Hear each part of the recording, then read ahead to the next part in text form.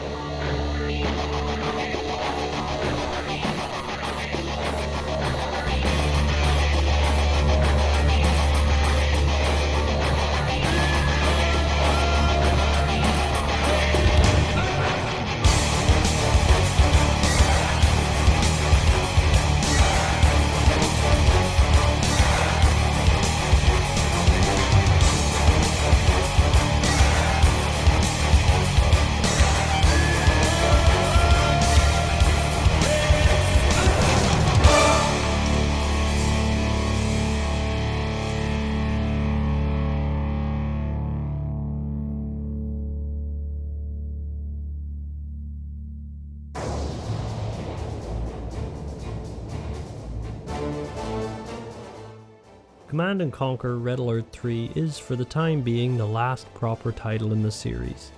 Besides the mobile game released in 2018 and whatever they were smoking when they created Command & Conquer 4. It wasn't a perfect game by any means, but even so, playing through it you can tell that the studio at EA Los Angeles had a lot of fun developing this title, with some of its most famous parts remaining relevant on the internet today. For those of you who haven't played this game, I would highly recommend you run through the campaign. It's on Steam and you can even play it in co-op. If you decide to do that, however, you will have to install a third-party tool since the servers have been offline for almost a decade at this point. Single player though, just plug and play. Now if you're the kind of person who doesn't want to do that and instead is here to perhaps have a nostalgic retelling of a game they remember fondly from their younger years, or you're one of those people who like listening to some random person on YouTube passionately talk about a game they've never played for 30 minutes to about 8 hours, you're also in the right place. I know these people exist because I am one of them. Anyway, enough yapping. Without further ado, welcome to the world of Red Alert.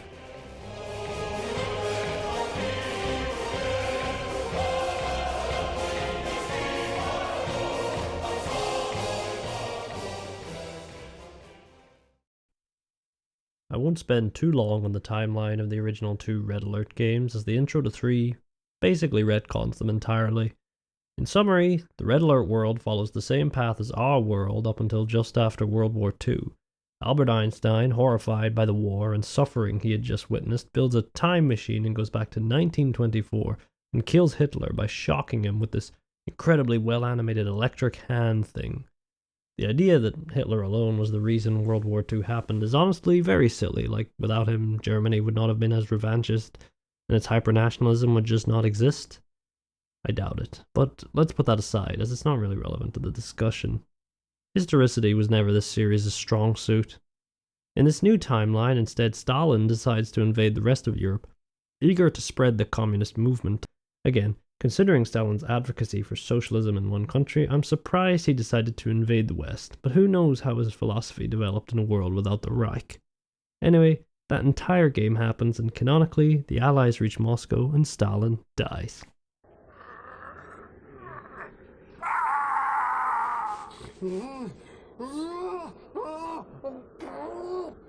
In Red Alert 2, the Allies set up a puppet dictator named Alexander Romanov. Turns out he hates the Allies and wants revenge with the help of his advisor Yuri, who's a psychic. They got those too. They use mind control to take out the US defenses and nukes and invade. 10 seconds to launch. Open the missile silos. Jerry, what? We have to open the silos or they'll explode under... The silo doors are closed. This is suicide.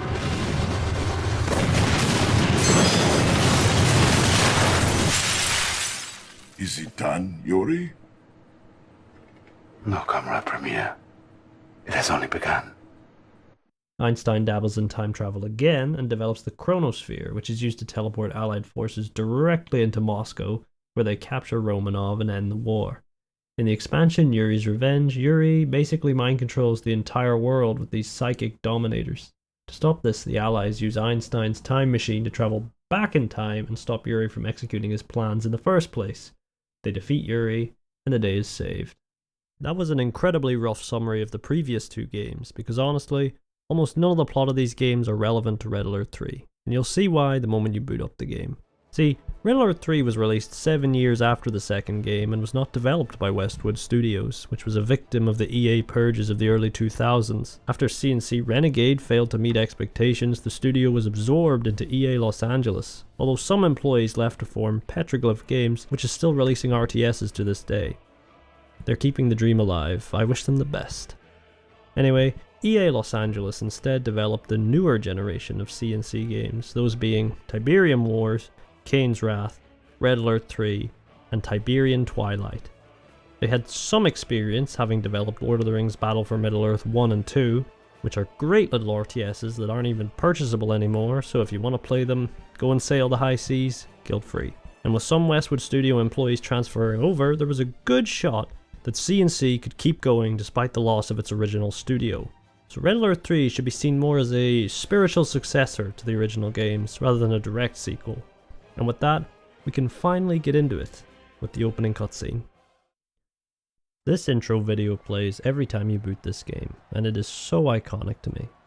I remember as a child having memorized every single line of dialogue from this opening. It introduces us to several key players in the Soviet campaign. Anatoly Cherdenko, played by Tim Curry, General Krukov, and Dr. Gregor Zelinsky. The Soviet Union is in shambles, with the Premier from Red Alert 2 having gone missing. Luckily, Zelinsky had developed a time machine, which they can use to travel back in time to prevent the loss of the war. They traveled to the 1927 Solvay Conference, which was a real-life historical meeting of famous physicists such as Marie Curie and Niels Bohr. There, Cherdenko assassinates Einstein in an identical way to how Einstein assassinated Hitler when he traveled back in time to kick off the events of the first game. Killing Einstein before he has the chance to travel back in time to kill Hitler should create a paradox, but instead, both events are somehow canon. I guess the Red Alert world operates on world line theory. Or a dragon break. I don't know. The entire setting stopped making sense the moment they introduced time travel, which was about 1 minute into the very first game. I wouldn't worry about it. The nonsense doesn't stop there. Instead, a new timeline is created wherein which Cherdenko is now Premier Cherdenko, which he himself doesn't even realize until Secretary Dasha calls him that, to which he immediately accepts the role with a gleeful grin. Thank you. What do you have for me? I'm sorry, Comrade General. I meant Premier Cherdenko. What happened to the Premier that lived through this history? It's not entirely clear. I guess the versions of themselves that lived up to this point are replaced the moment they travel back to the present. Again, don't worry about it. In this reality, the Soviets are winning World War III because without Einstein, the Allies lacked the technological advantage that enabled them to win in the original timeline. Einstein's death also means there are no nuclear weapons, apparently. We must unleash our nuclear weapons. Annihilate them all. Excuse me, General? Our nuclear weapons? Our atomic bombs? Don't you understand? Without Einstein, there is no nuclear weapons because we have altered the space-time continuum. I don't see how Einstein was the key to all this. I guess they didn't know because the documentary Oppenheimer did not exist yet. Also, it kind of shafts other pioneers of nuclear research like Fermi, Teller, or even Bohr himself, who was also there. Unless off-screen, Premier Cherdenko also zapped every other physicist at the conference. That would have been a funny expansion on the original, just Cherdenko zapping physicists left and right. Whatever the case, no nuclear bombs. But here's where it gets insane. So what happened to Japan in the original and Hitlerless timeline isn't really clear. And in the first mission of the Soviet campaign, you can see the Iwo Jima Memorial. This implies that the war in the Pacific between the Japanese Empire and the US proceeds as normal. This I could actually see happening, as even without Hitler, Japan's ambitions to conquer East Asia would still remain on track. However, in this new Hitlerless and Einsteinless timeline, the Empire of Japan still exists. So is the game implying that without nuclear bombs, the US would have been unable to capitulate Japan? That is certainly an interesting interpretation of history, but it's not even clear if the US and Japan fought in this timeline. Japan does own Hawaii, but still, we don't know how they got it. In fact, it's not even clear at all where Red Alert 3 lies on the timeline. Presumably, the trio of Soviets returned to 1972 at the end of the second game, but it's never made clear. So while the Soviets are busy fighting the Allies in Western Europe, the Empire of the Rising Sun decides to invade the Soviets. You will bow before us, or you will cease to exist.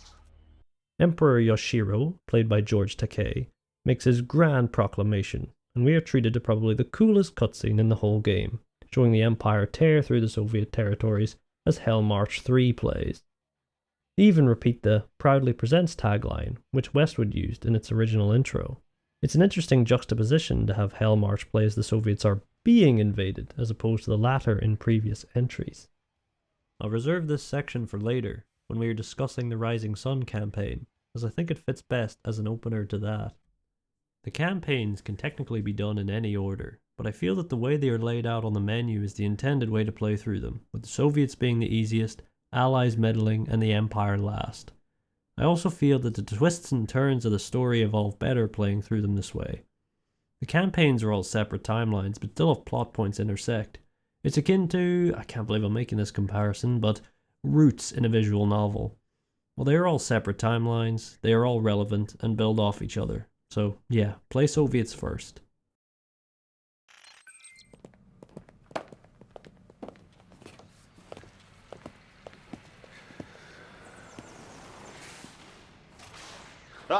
Commander, as you can see, our situation is shockingly grim.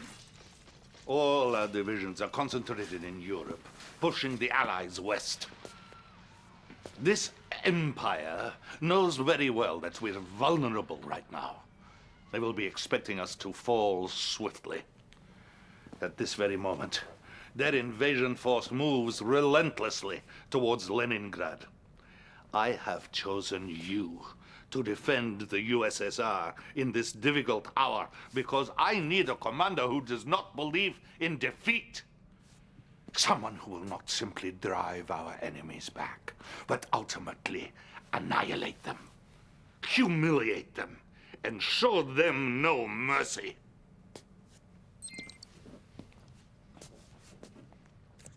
General Kirkov, would you like to meet our new commander? New commander? Yes. We're sending him to protect Leningrad. Even though I told you it was foolhardy to try and defend that city. If Leningrad falls, the Soviet people will begin to lose hope. Yes? Well, I wish him luck then. The Empire's technology is highly advanced, and he will likely be vastly outnumbered, but of course, it is an honor to sacrifice one's life for the motherland, is it not? Indeed. Now, if you'll excuse me, I have a nation to defend. Comrade Dasha will be your information officer and will coordinate all our communication. Thank you, Your Excellency. Commander, the armies of the Empire are closing in as we speak. Make haste, Commander. Time is of the essence. The Soviet campaign begins, of course, following the intro. While their war with the Allies is going well, the Empire of the Rising Sun suddenly launches a surprise attack and invades Leningrad. Leningrad? St. Petersburg, on the western side of the Union. How the hell did the Empire get there? Have they already invaded much of the east? They have battleships in the waters, which means they got here by boat, and the only route that could take them to get there is through the Baltic. How on earth did they manage this? I guess the Allies just watched them do it? It's weird because they have a map for Vladivostok, which is used in the third mission of the campaign, and that makes much more sense for the Empire's initial invasion. I guess they just wanted to have the first mission of the Soviet campaign be the final mission of the Allied campaign, spoilers. They could have just had the first mission be identical, but replace the Empire with the Allies and have the Empire's invasion begin on mission 2, and it would make more sense. Whatever the case, the mission acts as a tutorial, introducing the player to the basics of commanding units, activating unit abilities, and the secret protocols system. Use the surviving Red Alert 3 introduced a mechanic unique to the series in that every single unit in the game has a unique ability that can either be instantly activated, toggled, or targeted. Barring some inconsequential ones like return to base on some aircraft, these abilities are key to using a unit's full potential in the game. Even in this first mission, the game introduces you to one of the most versatile Soviet units, the Bullfrog. This is their infantry transport unit, and all it normally does is shoot down enemy aircraft. But the special ability allows players to eject all infantry in the transport out of the cannon to paradrop onto the target point. This incredibly versatile skill allows players to ambush their opponents or reach places that were previously inaccessible by the ground units. It's something this game does very well. While there are only 3 factions, all 3 play completely differently from the way their units function, all the way to how they construct buildings. The unit specials are very powerful tools, but they can make the game very micro-heavy at high level play, since if multiple units are selected, you can still only activate one special ability at a time. It requires the player to group units into individual types, and activate abilities from there, which can get quite micro-heavy. Luckily, to play through the campaign, this level of micro isn't really necessary, since the game itself is quite slow honestly. Most units have a lot of health, and fights are not as fast-paced as, say, StarCraft 2. The defense of Leningrad is a breeze as the one unit we are given, Natasha, easily dispatches the entirety of the Empire's forces by her lonesome. And even that isn't necessary thanks to our co-commander Oleg, rest in peace. Hey comrade, it's Oleg. They made me your co-commander for this mission. Let's catch up if we live through this, yeah? After defending the Peter and Paul fortress, we used the aforementioned Bullfrog's ability to send a unit across the channel to defend the Hermitage Museum. After fending off a few more assaults on the fortress, the final objective is to destroy all the ships around the map, which Natasha can easily do. Let's see how you fare with the Emperor's Shogun battleships.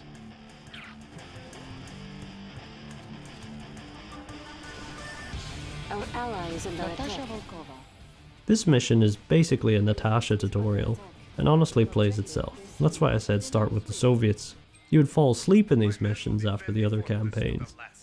To be fair, it is a very good Natasha tutorial showing how her basic attacks work, her target painting to instantly destroy any structure or enemy vehicle, and how she maneuvers. I wish they showed off her special ability since it's one of the coolest in the game and is scarcely available in this campaign. Besides her, we get to use the conscripts, basic riflemen. They shoot things, good against infantry and bad against anything else. Their special ability is a stance switch to throwing Molotov cocktails, which can burn out any units garrisoning a structure to take them out easily.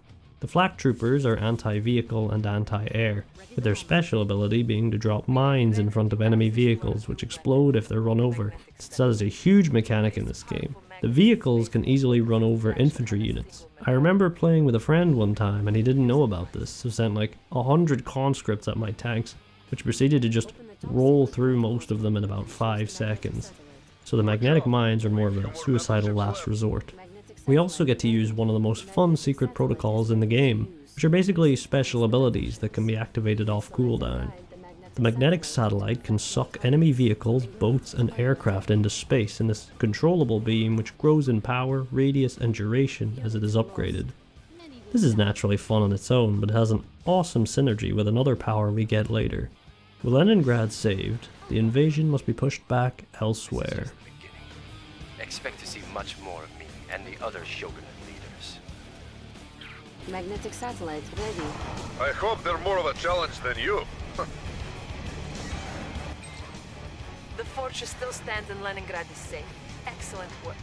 The Premier will surely be pleased.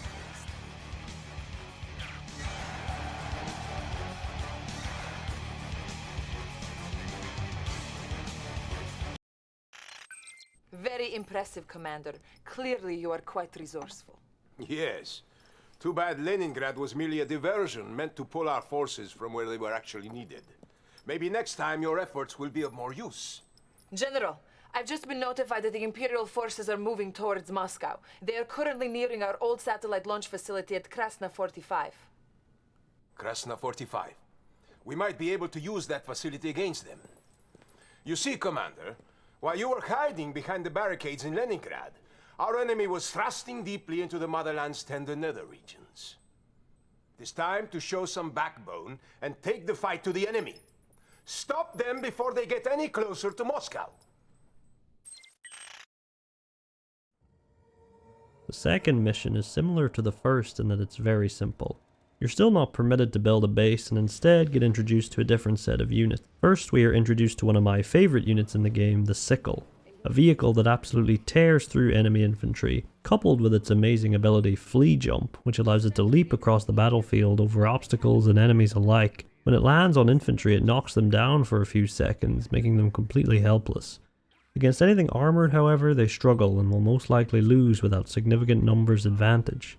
The other two units are the Scout for the Soviets, the War Bear, because of course the Russians have to have a bear. You have rescued a pack of trained war bears. They are good combat scouts.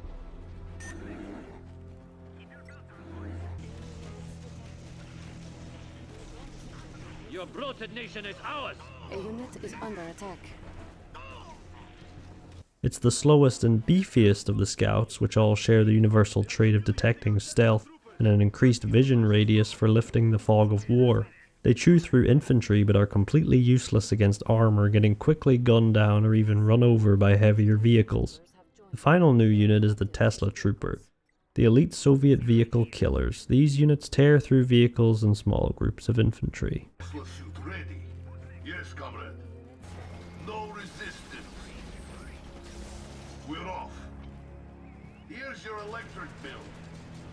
Sparks my interest. I may need shock therapy. Unlike the last mission, this one can be difficult enough and requires careful use of these 3 unit types you are given, as enemies in this level are grouped up in ways that necessitate leading the charge with units that counter them, otherwise, especially on hard difficulty, you will lose very quickly. A good RTS campaign slowly teaches the player how to utilize all the units of a particular faction, and Red Alert 3 is really good at this. That's why the Soviets are probably the intended first playthrough, as 2 missions in and we haven't even had to build a base yet. But still, this mission does a good job at easing the player into countering enemy unit types, as tank busters will shred your sickles, but be crushed by the war bears, which in turn will get chewed up by enemy vehicles that can be erased by your Tesla troopers, who are easily insta-killed by shinobi, who are then hard countered by the sickles. This little golden triangle is the next step above just one-shotting everyone with Natasha like in the first mission. Natasha, by the way, does appear in this mission too, but is controlled by the co-op commander Moskvin. Greetings, Commander. Oleg told me about you. I am Moskvin. I will be handling Natasha for this operation, protecting your flank. Co-op is a fantastic time in this game, but the one sad thing is you miss out on the little jabs and quips your co-op commander makes throughout the campaign. In co-op, this mission is infinitely easier, as Natasha can absolutely tear through all the enemies. I think it's clearly designed as a learning experience in single player and a fun romp in co-op. Either way, there isn't a lot else to this mission. Shinzo Nagama introduces himself after bursting out of all the circus tents. It would be rude of me not to introduce myself. I am Shinzo Nagama. You may have defeated Kenji, but I am not so easily cast aside. But is pretty easily dispatched. Like most of the missions that don't let you build a base, it's not very memorable and is probably the weakest mission in the whole campaign. Their tactics are unorthodox, but there was no problem for you, Commander. The people of Moscow will rejoice when they learn of this victory.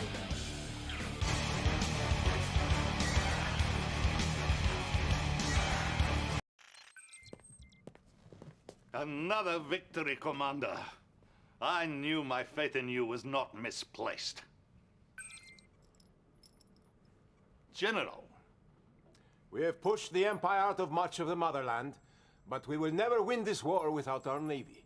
We need to recapture our port at Vladivostok. Why don't we assign the young commander to that task? Don't be ridiculous, Cherdenko. The Empire has a massive force there.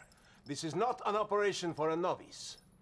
We need someone with vast experience. I have full confidence that the commander will be victorious. I don't share your confidence. I appreciate your point of view, General, but this is not your decision. Yes, you have made that quite clear.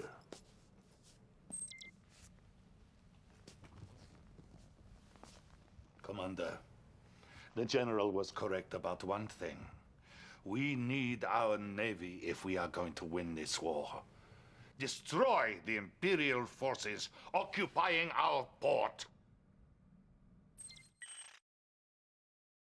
The conversation between Krukov and Chudenko provides good insight into the dynamic in their relationship. The Premier can barely mask his disdain for Krukov, but even so, the General talks smack and is willing to disagree with Chudenko's plans to his face.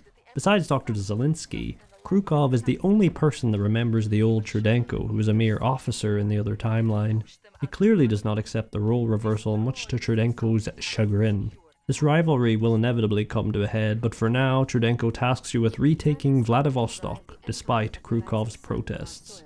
The mission opens with a familiar set piece of deploying infantry via bullfrogs to assault an island. After easily clearing it, you are granted usage of the amphibious walker/boat hybrid units, the Stingrays. They are basically vehicle versions of Tesla troopers and can quickly drive through water and also clamber onto land. These things are amazing, and will easily tear through Imperial light vehicles and infantry alike. While Empire tanks can prove troublesome in this mission, the Stingrays can destroy almost anything that is thrown at them. I'm ready if you're ready.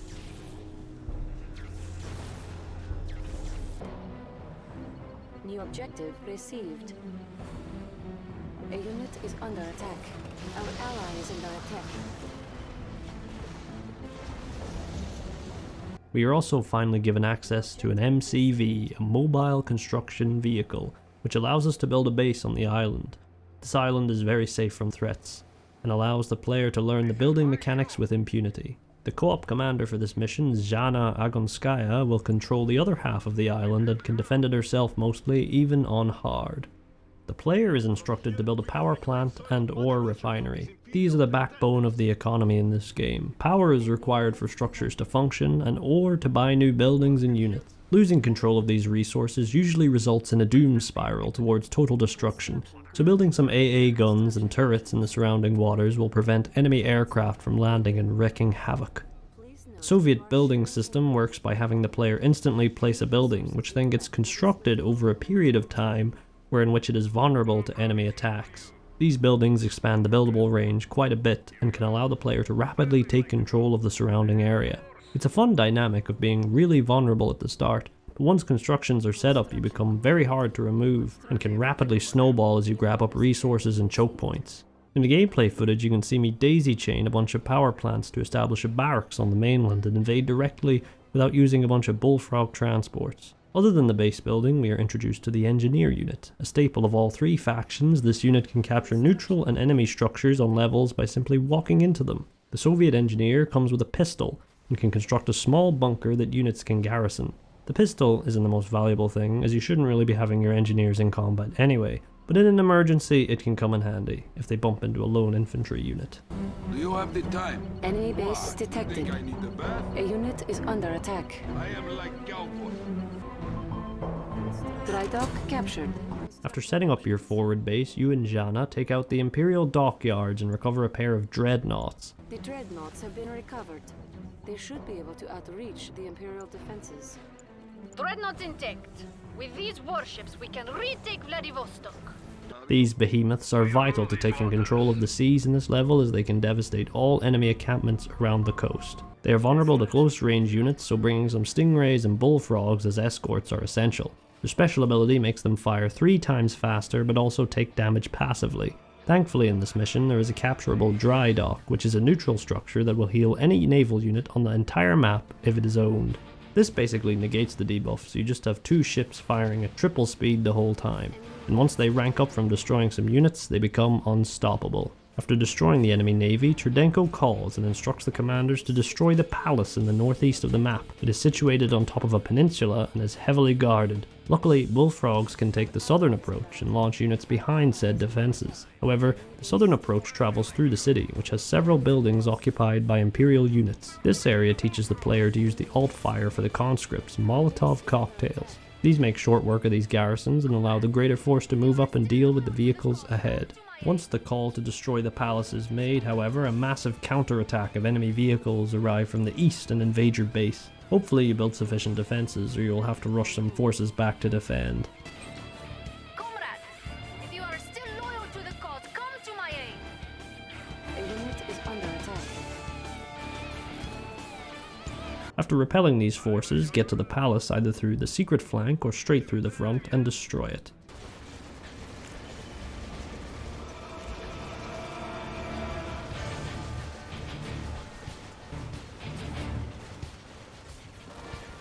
Halfway through, Crown Prince Tatsu makes his first appearance to deploy a nanite swarm over the structure, rendering it temporarily invulnerable.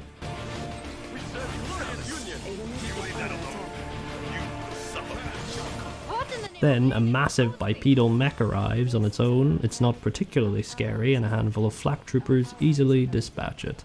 Finish destroying the palace, and Cherdenko congratulates the commander on a job well done.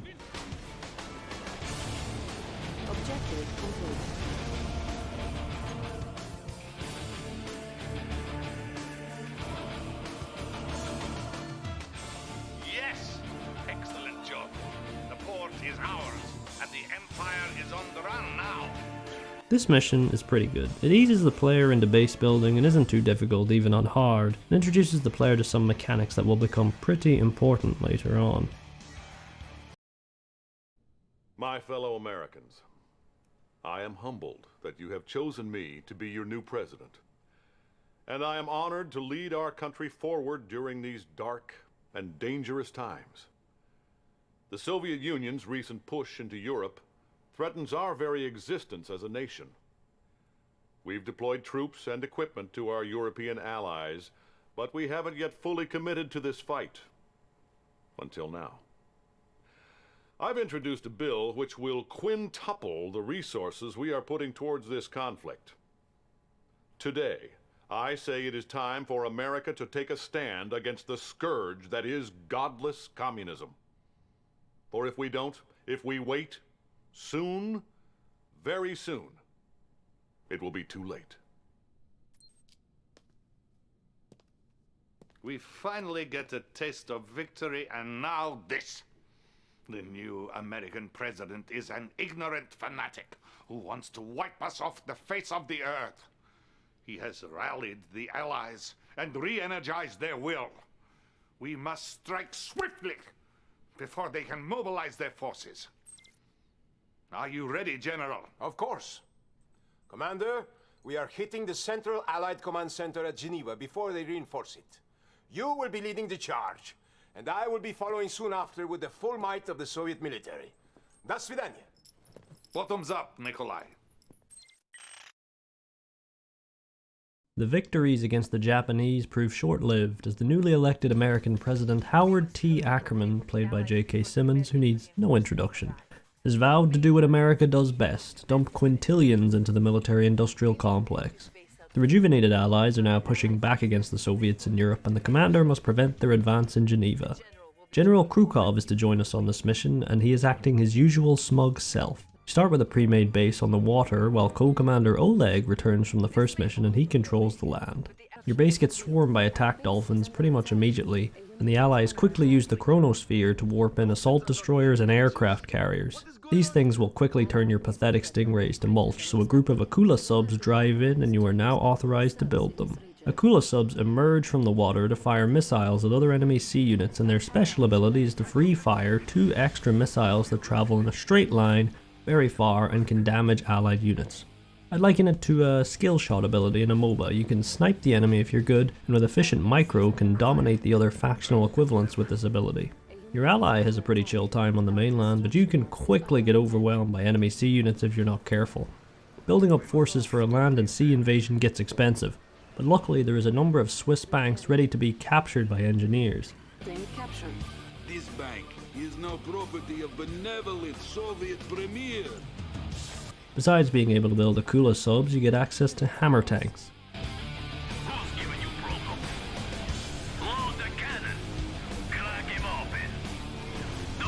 A collector is under attack. Construction complete. New construction options. Enemy engine. On their own, they are basic tanks, more health than their factional equivalents, with a main anti-vehicle gun. However, they get interesting with their special ability, the leech beam. If you kill a unit with this, including lasering an allied unit with force fire, you steal their weapon and attach it to the other side of the tank, allowing it to use that opponent's weapon. Such a cool idea that adds a ton of potential strategy to the use of what is a pretty basic tank unit. For example, kill an enemy tank and suddenly you have double the firepower and can outgun opponents in all future engagements. Or absorb an anti-air vehicle's weapon and suddenly your tank can defend itself from threats that originally was powerless to stop. After destroying the allied base, Krukov enters the field with his bright purple units in all their glory and immediately starts talking smack about your skills. Enemy building captured. New construction options. Our base is under attack. Building. Are you planning on fighting the enemy, Commander? Or are you just going to hide in your base? I guess I have to do everything around here. Construction complete. General Krukov has arrived and will lead the attack against the Allied headquarters here. You have gained access to V4 rocket launchers. Use their superior range wisely. Battlefield expanded. Krukov is honestly a burden in this mission, because if his main base gets destroyed you lose, and he spawns quite far away, and the enemy loves to send a massive force to destroy him, including artillery that his AI is too stupid to deal with, and can just nuke his structures from a distance. What I did for this was capture the allied base up by where he spawns and just defended him the moment he appeared. Since this is the first mission that you get access to a lot of the allied arsenal if you capture their structures. The ability to capture enemy structures and build their units is one of the most fun parts of the campaign, and I always make it a personal challenge to capture them and see what can be built in each mission. In this one in particular you can build allied aircraft carriers, though not assault destroyers for some reason. The aircraft carriers absolutely dominate the seas, and with a few Akula subs as escort you can carpet bomb the allied base from the coastline. After Krukov arrives, you get access to V4 rocket launchers, the Soviet artillery unit. They're alright, they fire missiles in a big arc, so they're very slow and can be easily dodged. The alt fire is pretty cool, it basically carpet bombs an area with little cluster munitions. One thing I used to do with them is build a bunch and have them all force fire at an area in sequence, so there's a constant barrage of cluster munitions hitting an area that decimates any enemy units travelling through. Good for holding choke points. The main gun though is very slow and useless against moving targets, so it's probably my least favourite of the artillery units. Krukov also steals a few banks off you to fund his own army, he's just such an asshole in this mission. After destroying the allied base, he has one final gloat, and even the allied commander Lisette acts like he did everything. Like, what? I expect that from him, not you. Once again, I have brought victory to the USSR. Pay attention, comrade. Maybe next time you might have success without me. Anything is possible. This won't be the last time we meet, and next time your general won't be there to rescue you. I really like this mission. Good variety of engagements on land and sea, and the first to really let you go ham on the base building. With that, it's onwards to a mission I forgot even existed.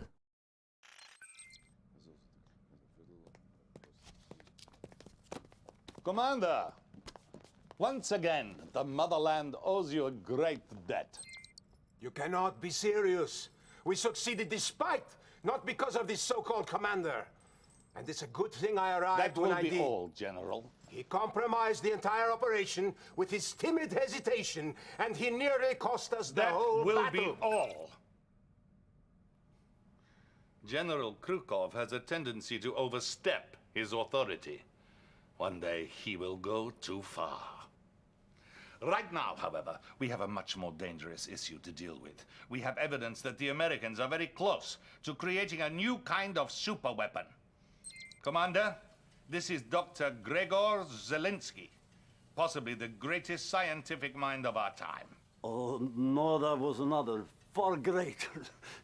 Doctor, please, what can you tell us about this new technology?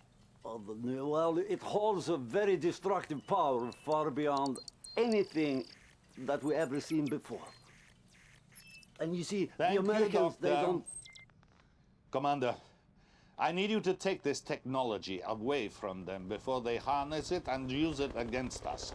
Comrade Dasha will provide the details.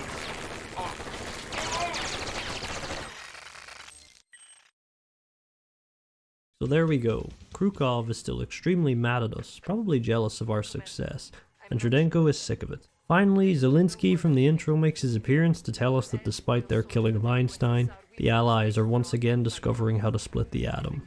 He's really bothered by the fact they killed Einstein, mentioning him and annoying Trudenko enough to cut him off.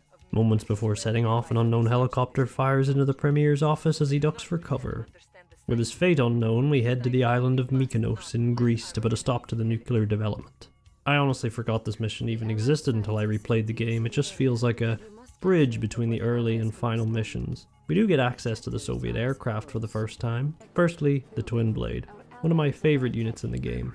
They are incredible, boasting regular twin chain guns to mow down infantry, but also periodically firing a burst of rockets. Twin blade inspection complete.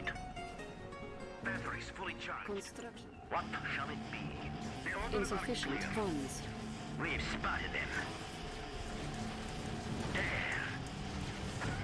The way this barrage works adds a layer of micro to their use for maximum effectiveness, as the moment the barrage starts, it's locked on target. So what you can do is quickly switch to your next victim if you're sure the barrage will kill, and when you have a ton of them, just rain fire upon the earth. It feels so satisfying to see the enemy's health bar disintegrate, and their special ability lets them deploy up to 5 stored infantry units, so you can fly a horde of these in, stocked up on infantry that can take out any anti-air, and just have this incredibly mobile Doomstack roam the map.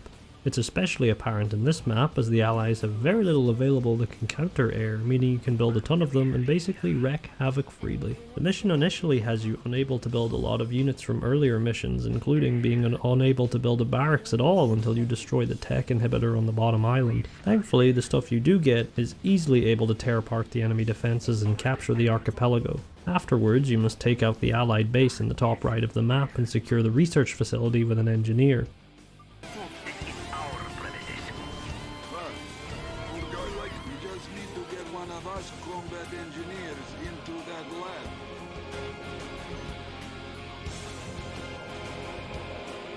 Our engineers say they are going to need time to decipher and extract the Allies' military weapon data. You need to defend the science facility against Allied attempts to recapture or attack. They will stop at nothing to reclaim the facility.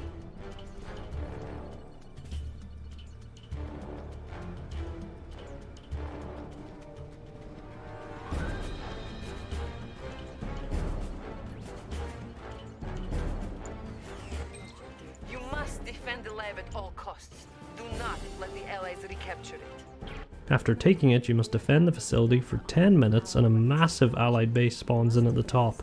If you have enough twin blades, you can honestly just fly in and blow up the base and then rest for 10 minutes. Our ally is under attack. We go then. Ah, yes. Fire. We go then.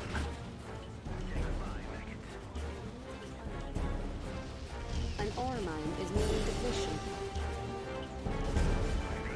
Right here.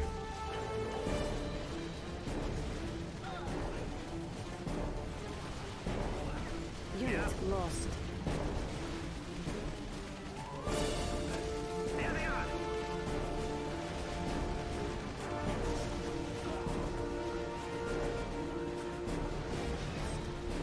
Hold it there, pal. Select target. Hey, that one got this one looks chilled. All in all, this mission is pretty forgettable. I don't think the Allies splitting the atom again ever comes up in any of the campaigns, so it definitely makes it feel like a filler arc, which is weird to have in campaigns that are already so short and dense.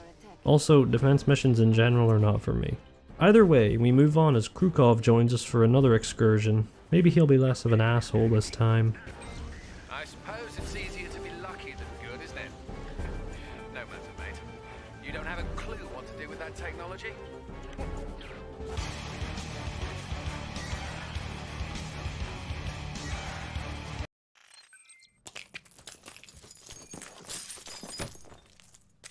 My grandfather was a Cossack, and we Cossacks are not so easy to kill. Glad to see you up and around, sir. Thank you, Dasha. It is good to be alive. I was just about to congratulate the commander on his last operation. The crisis has been averted, and the advanced weapons technology is in our far more capable hands. I know you're in need of rest, sir. But I thought you should know that the Allies' European forces have retreated north to their airbase in Iceland. Thank you, Dasha. It's finally time to clear Europe of the Allied threat. They will be defending this base with everything they have. I'll send General Krukov again to join you in this battle. And while you are mopping up the last of those capitalist pigs, I will root out the enemy within. Good to see the Premier survived, and while he attempts to find who tried to kill him, we head to von Essling AFB in Iceland. Presumably named after Gunther von Essling, the supreme commander of the Allies in Red Alert 1, since, unlike Red Alert 2, it actually happened in this timeline. This is classified. I know. I sent for her. General von Essling, she is a civilian. That's why I don't get killed. As the last bastion of the Allies in Europe, it is well defended, so we are given a crazy amount of starting cash to build up quickly, and you're going to want to use it, because a few minutes into the mission, the map expands southwards, revealing General Krukov's massive base, and he immediately siphons all your funds away. Enemy base detected. As the ranking commander of this operation, I am requisitioning your resources. After all, as comrades in arms, it is one for all and all for one, is it not? My time. This mission is all about timing, and destroying, or in my case capturing, one of the Allied bases ahead of time proves crucial to victory. Enemy units detected. The unit is under attack. As after a few more minutes, with Krukov on the field, the Premier contacts us, revealing Krukov to have been the one who attempted to assassinate him. We have discovered the malignancy within, Commander. The traitor is General Krukov. He is the dirty swalloch responsible for the attempt on my life. Cut out the cancer. Destroy him before he destroys us all. The unit is under attack. The Premier has spoken. Your new target is Krukov. Branded a traitor to the motherland, our main objective now becomes to kill him. What are you doing? Why are you attacking me? Do you really want to fight with me? I'm going to enjoy killing you. To accomplish this, we are given access to the might of the Soviet Air Force, the Kirov airship. Kirov reporting. Construction complete. New construction. Returning from Red Alert 2, this behemoth is probably the most iconic unit in the whole series. Even people who've never touched these games have probably seen the Kirov, and its reputation certainly precedes it. The ship is incredibly expensive, incredibly slow, and incredibly tanky. But spotting one on the battlefield should strike fear in any enemy's heart, because if this hulking mass of helium death reaches your base, it will be torn to shreds in seconds. The Kirov has no air defense capabilities, and it can only attack by dropping bombs directly below it. It's powerless against any unit with anti-air capabilities, as an air unit can't be attacked at all, and a ground unit can outrun its devastating blasts. As such, Kirovs require ample protection from these threats to maximize their effectiveness, but what they excel at is decimating enemy structures. I remember finding this mission very difficult when I was younger, but I think I spent too much time spamming twin blades when I should have just pumped out a few of these bad boys, because with just 3 and a few MiGs for air defense, they absolutely demolished Krukov's base. After sucking up a bunch of his vehicles with the magnetic satellite, the Kirovs moved in and destroyed everything, ranking up to captain in the process. Don't think I ever talked about these, but basically, as a unit gets kills and destroys structures, it gains experience and can level up to 3 times. These levels are Veteran, which grants a 25% damage boost, Elite, which grants a 25% HP boost along with the damage boost, and Heroic, which grants all the above, plus 25% range, 25% fog of war vision, 20% speed, and a constant auto heal. This kind of leveling system is kind of a staple of RTSs, if you know you know. Anyway, destroying Krukov's base leveled 2 of my Kirovs to Heroic, which, if they were hard to kill before, they are almost impossible to destroy now. You filthy traitor! You are no soldier. Your time will come. I promise you. Burn, you old fool! You had this coming! Building.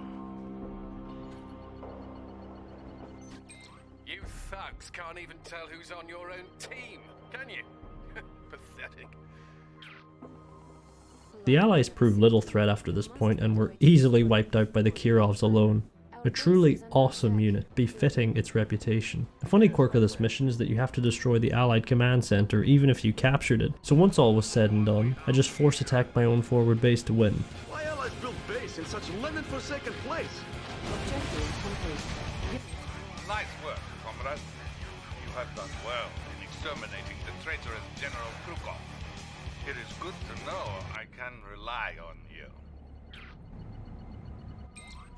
We destroy the Allies and kill the traitor, all in the same day. We've had some good times, my friend. Perhaps one day we will again work together. With the traitor dead and the allies routed, victory is on the horizon for the Red Army. I like that a conscript randomly laments why the allies built a base in this Lenin-forsaken place, like Lenin is some deity that the Soviets pray to. Pretty funny. Also, Iceland's a nice place. What the hell, conscript? Welcome back, General. Thank you.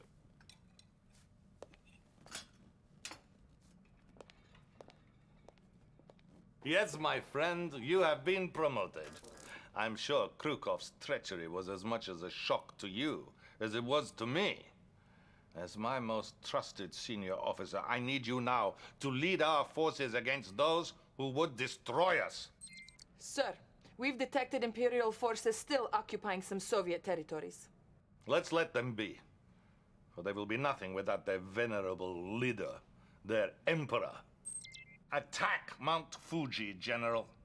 Show the Japanese people he is not a god, but flesh and blood. It is time for the Empire of the Rising Sun to set.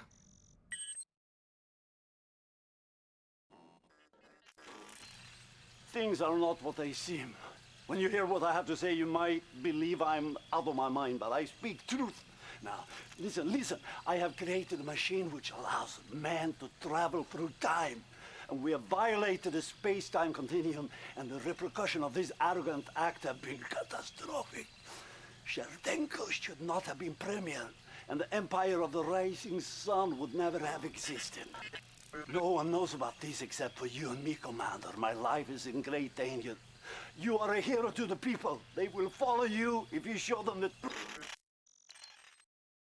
Promotion was in order, considering we solo carried both fronts, and now the general must deal a decisive blow to the Japanese. An ominous message from Zelensky reveals the truth of this reality to the commander. If Cherdenko severs all knowledge of this project, then his dominance in this timeline is assured. So, fearing for his life, the Doctor imparts us with the terrible truth, and now we bear the burden too. But there's time to worry about that later. For now, we have what is probably the greatest level in the Soviet campaign, and my absolute favorite. To tame a living god, Mount Fuji. This level is like the Covenant from Halo 3 in terms of its epic scale, if you know you know.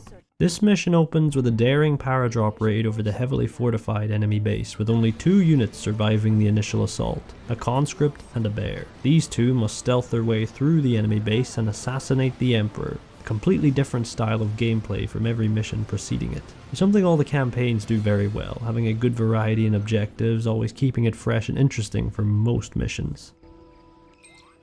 I know that's not much of an invasion force, but try to find the Emperor. I'll see if I can get you some reinforcements. New objective received. You want me to go alone? Are we all that is left? As we sneak through the tranquil gardens, we overhear an Imperial soldier wishing he was on one of the Emperor's floating island fortresses. I'm so bored. If only I was on one of our floating fortresses. We'll get back to those, but for now, a distraction must be caused to divert forces away from the Emperor and leave him exposed. Of course. I hear the Emperor's geishas might come out for a dip in the water.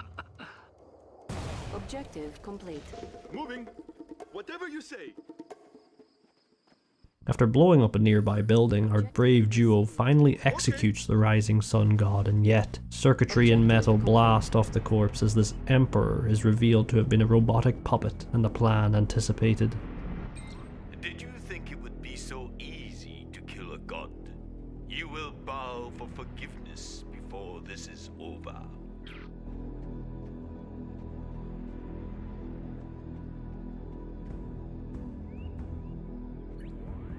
Despite the loss of our initial forces, the distraction allowed our MCVs to land nearby. Use our Apocalypse tanks and construct a base to exact revenge on this place. The conscript and the bear are quickly captured, and we cut to the main meat of the mission, where we are finally given access to the Apocalypse tanks, the strongest Soviet armor in the game. These behemoths boast high HP and damage, with an alt-fire that lets them magnetically pull any enemy armor towards them to be grinded by the front treads, unless the enemy is bigger than them, in which case they pull themselves towards them instead.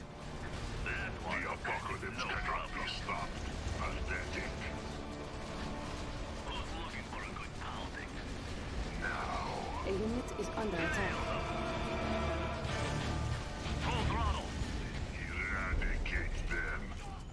A unit is under attack.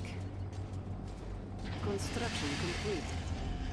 And my god, are you gonna need them, because this mission comes with a crazy difficulty spike, and especially on hard, you and co-commander Moskvin are gonna get annihilated fast if you aren't prepared. How this mission works is that at the start you only have to contend with Shinzo Nagama, as he sends waves of tanks, jets and mechas at you while you build up.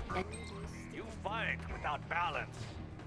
Watch me, and you may understand what it takes to be a commander. However, a few minutes into the mission, Naomi Shirada also joins the fray and sets up a base next to the water in the northeast. Did you really think you could walk in here and insult the Emperor with your army of circus rejects? A unit is under attack. You're coming out of the woodwork, it seems. Good. Unit lost. And finally, a few minutes after that, Kenji Tenzai sets up a base in the northwest. Your presence here is an abomination. I will destroy you barbarians in the name of the Emperor. If all three are spawned in at full strength, there's almost nothing you can do, as you will get overwhelmed by the greater economy of your opponents and crushed. Nope. A strategy is required, and after 4 failed attempts, plan a strategy I did. Step 1 was to abandon Moskvin to his own devices. Naomi's Shogun battleships and Naginata cruisers would annihilate him without my intervention, and I had to focus on my section of the map. Using the Apocalypse tanks and a few flak guns as early defense, I rushed to build 2 air bases and spammed out a bunch of twin blades. Since the left side of the map is so barren until Kenji arrives, I drove up the left edge and destroyed all AA turrets in my path. Then I sat the group of twin blades on Kenji's base, so when he arrived in from off map, I could exploit how the Empire constructs their buildings and have the twin blades tear apart his MCV and construction cores before he could set up. Basically, I spawn camped him. Now, while this was happening, Naomi and Shinzo focused on Moskvin and wiped him out entirely save for a single MiG fighter he was controlling that would fly up and down the map, occasionally killing other random aircraft. It actually reached max ventrancy by the end and is now a legendary ace pilot of the Union. But besides that, I was now on my own. The economy was severely crippled, and even without Kenji it would be a tough battle. I sent several Sputniks up the left side of the map to capture additional ore refineries to fund more twin blades, plus some MiGs and 3 Kirovs. After repelling a counterattack, I sent the Twin Blade Horde to destroy Shinzo's base, which they did with minimal casualties. After some more build-up, the Air Force descended upon Naomi and made short work of her base. With all 3 generals dead, the map expands northwards and the Emperor's main fortress comes into play. Who are you? This wasn't supposed to happen. Objective complete. The path to the Emperor is clear. Finish him at once. Do not hold back. Enemy base detected. Battlefield expanded. The objective received. The objective is the destruction of the Imperial Palace, with a bonus objective to rescue our dear conscript and bear from the start of the mission. Our impressive air force assaulted the Emperor's base, and despite many casualties, the palace fell, and from its ruins arose a unique King Oni piloted by Yoshiro himself. You have insulted me in my own garden.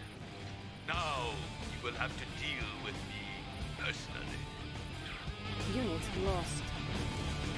Unlike normal King Onis, this one has anti-air missiles attached, which finished off the last injured pieces of my air force. Then he began marching down towards my forward base. In a panic, I built a few units, but they were getting annihilated in one shot by the Emperor's mech. Then I had an idea as he stood attacking my barracks. The Tesla Trooper's alt-fire is a very short-range constant EMP, so I spammed a few of those out as they would get gunned down by the other Empire units while disabling the Emperor himself, buying enough time to spam out some hammer tanks and mop up the reinforcements. Eventually the Emperor was left alone and powerless to stop a fresh batch of twin blades from making short work of his armor. With the deaths of the Imperial High Command and its Emperor, the rising sun will soon crumble and our victory is assured. Crown Prince Tatsu pops in to call us filthy savages with no honor. I would say it was a pretty honorable fight. Doing my time. Father! What have you done, you filthy savages? Have you no honor? The Emperor is no more, and the whole Empire will now topple without their leader. This was a great victory, and a great day for all Soviets. And hey, Tatsu's still alive.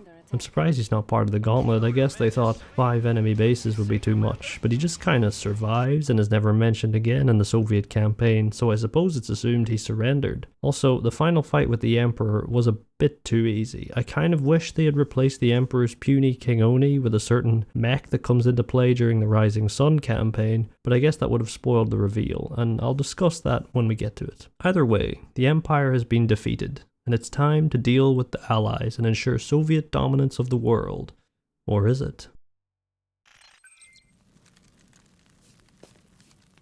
Commander, first of all, I want to congratulate you on such an important victory. The Empire of the Rising Sun has now joined the family of our glorious socialist republics.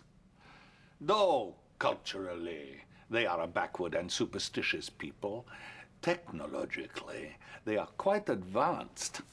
Dr. Zelensky has been delving into some of their secrets, and I'm sure he has some interesting insights. Dr. Zelensky? Dr. Zelensky? Now, where did he go? No matter, we have more work to do. It is time, my comrade, to deliver the final blow to the Allied cause. You are to meet the Supreme Allied Commander at Easter Island. Together you will sign a treaty calling for an end to all armed conflict. I have convinced them that we as a nation are weary of war and that our people only want peace. We will sign this treaty. We will come together as brothers, and then we will crush them. Yes, General. It is a trap. And you, my friend, are the bait.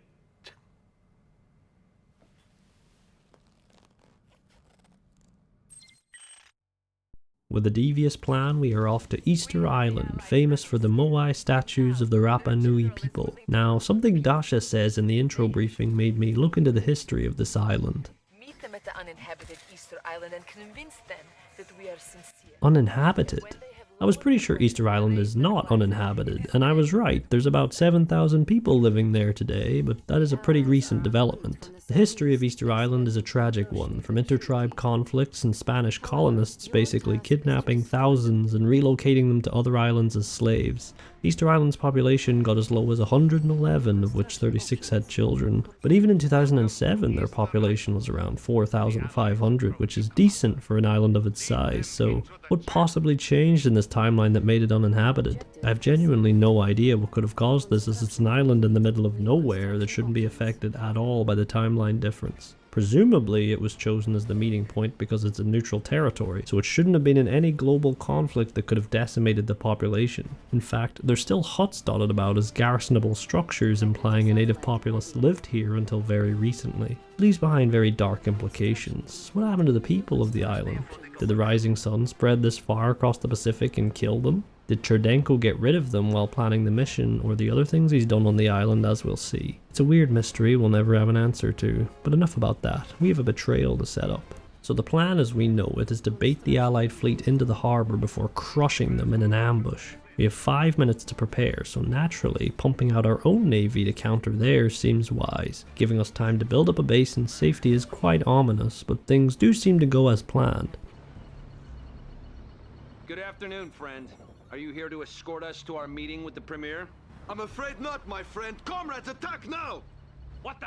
They double-crossed us! Open fire! Cleared to engage. We betray the ambassador's ship, and a quick magnetic satellite sucks away most of the Allies' densely packed fleet, with our ships mopping up the rest. However, General Robert Bingham reveals he anticipated our betrayal and had set up a base conveniently just off screen, which he uses to immediately assault from the west.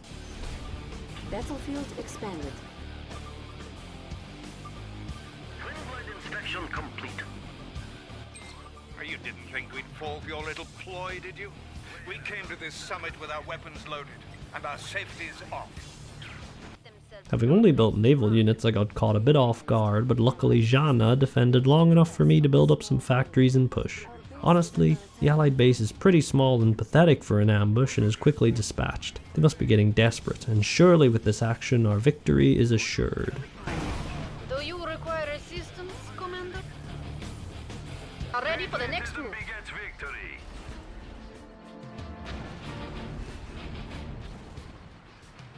What shall it be? Enemy units detected. Somebody called for an engineer? Enemy building captured. New construction options. New construction options. Building. Well played. They didn't stand a chance. Objective complete. Construction complete. New construction options. Thank you, Commander, for so thoroughly and brutally dispatching my enemies. But now I'm afraid you have outlived your usefulness. You know just enough to be a threat to me, and with that, the future of the Soviet Republic. I will not say das Svidaniya, Commander.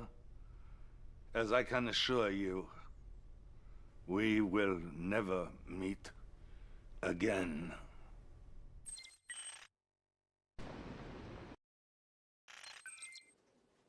I do not understand. The Premier has gone mad. My loyalties lie with you, Commander. For the good of the Soviet people, you must defeat him.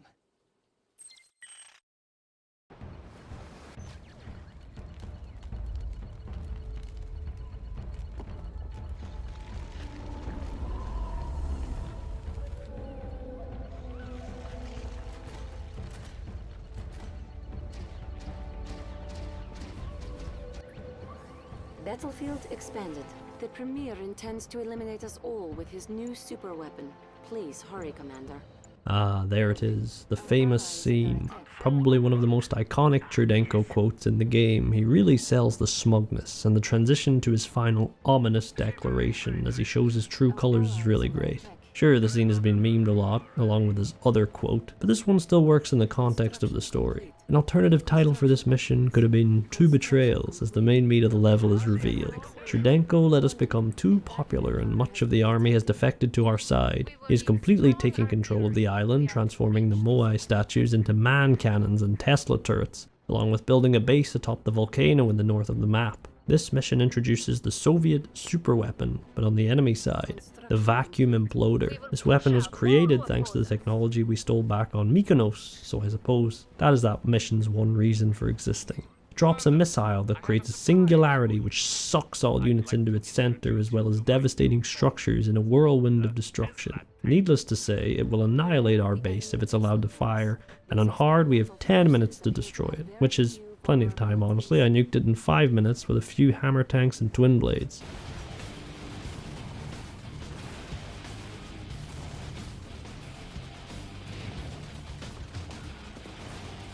Objective complete. It is done. Let us focus on Premier's secret volcano fortress. I'm sorry, Commander, but nothing will stand in my way. Especially not a fool like you. The Premier's stronghold appears to have been built into the volcano itself. A unit is under attack. The fortress is well defended. However, destroying 3 key support structures should disable it completely. Chudenko also sends in the Tesla tanks. Basically just Tesla troopers and hammer tanks combined, but interestingly they cannot be built in multiplayer or in the campaign except in this mission, and only if you capture one of Chudenko's factories with an engineer. It's pretty apparent why these aren't a regular unit, because they are absolutely broken. They are more durable than the hammer tank, do way more damage since they use Tesla coils, and also don't have the weaknesses that regular armor has because Tesla coils also insta-kill infantry. These things are very dangerous, but luckily they have no anti-air. So combined army of hammer tanks, apocalypse tanks, and twin blades make short work of Cherdenko's base. And all that's left is his volcano fortress, which lovely Jana has sent a Kirov up to finally take him out. Goodbye, Cherdenko. 2 fortress structures eliminated. I must 1 have remains. victory. I am the Premier. This is my timeline. Objective complete. I will be returning to Moscow now. But push on, comrade, and make your country proud. Honestly, this mission has a lot of cool things in it, with the unique setup with the allies and switching to fighting Cherdenko loyalists with their unique tanks and the statues. But the problem is the second half of the mission is so easy. Compared to fighting the Empire on Mount Fuji, Cherdenko just kind of rolls over. With so much time to prepare, his assault in the second half should have been relentless, but instead we quickly destroyed him. The Premier is gone, and all threats have been annihilated. Now all that remains is a definitive defeat of the Allies, and final victory for the Union will be complete.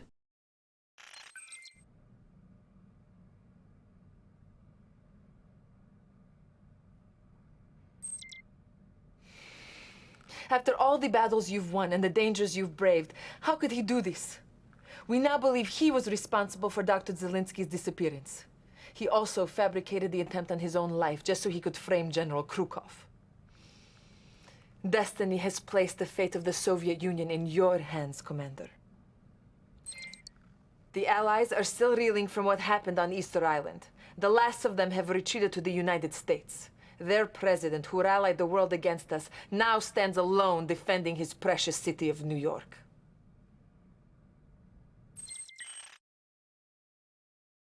The final mission takes us to the beating heart of global financial capital and its apparent coordinate, the Statue of Liberty. This monument is apparently so important to the American people that its destruction would herald the end of the American Empire and the final victory for the Soviet Republic. No, it is implied that the fighting continues, but the capture of New York symbolizes the end of the war, with no hope of turning it around for the Allies. Our final opponent is the President Howard Ackerman. The opening to the mission introduces us to the final unit in the Soviet arsenal, and this is a weird one. So it's actually an early game unit built in the war factory called the Terror Drone. The drone fulfills a very specific niche, and that is harassment. The drone can run inside an enemy vehicle and destroy it from the inside while being impervious to damage, and the only thing that can remove it is repair drones from a structure and some other rare cases. Its alt-fire mode shoots an electric beam that powers down any enemy vehicle it touches. So with 2 of these little guys, you can disable with one to close the gap and destroy with the other. They one-shot infantry and they can swim, so all around very cool unit. I kinda wish we got to use them in earlier levels, as their usefulness is kind of limited in this mission. Anyway, with the terror drones, we sabotage the perimeter of Fort Bradley and destroy their ore miners. Bradley's ore refining operations offline. You Reds have gone too far. This time, however, we're ready for you. Bring it. Your invasion force is imminent. Please. Afterwards, the assault force arrives, consisting of Tesla tanks pilfered off Cherdenko, some twin blades, and a couple of Kirovs. This part can actually be decently hard, because the enemy have about 100 vehicles cloaked inside of the fort by an elite Mirage tank. The twin blades will get erased by all the rocket troopers, vehicles, and turrets there, while the Tesla tanks get annihilated by the enemy artillery. My strategy was to send the Kirovs down the right side, annihilating the vehicle spawn points to prevent any more from being pumped out, while rushing the artillery with the twin blades and having the Tesla tanks tear through the rest of the force while their only true counter was distracted. With heavy losses, it succeeded and the true mission can begin. Why, you little... That's it! I'm taking up the alert level. Any friends along the way? Just like old times, huh, you commie scum? There is one final blow to deliver to the Allies. Their hollow symbol of freedom. Destroy the Statue of Liberty so that we may erect our own monument. This will let the world know that the communist revolution has finally come to pass.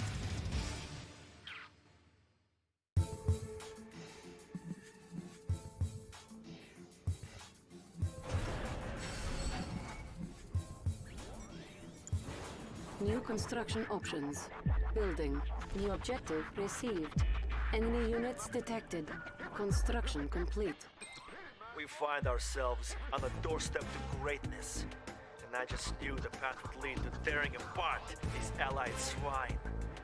This will be my finest hour. Training.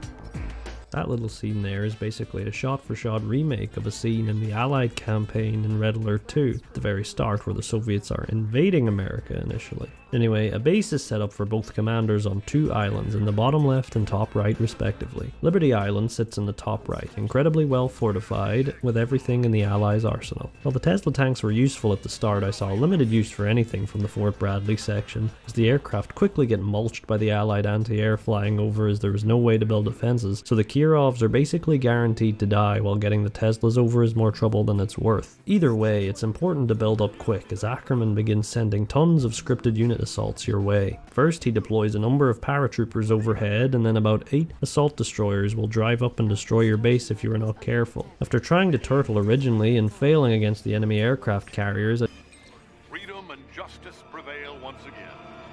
If you want to be victorious, you'll have to come over to our side.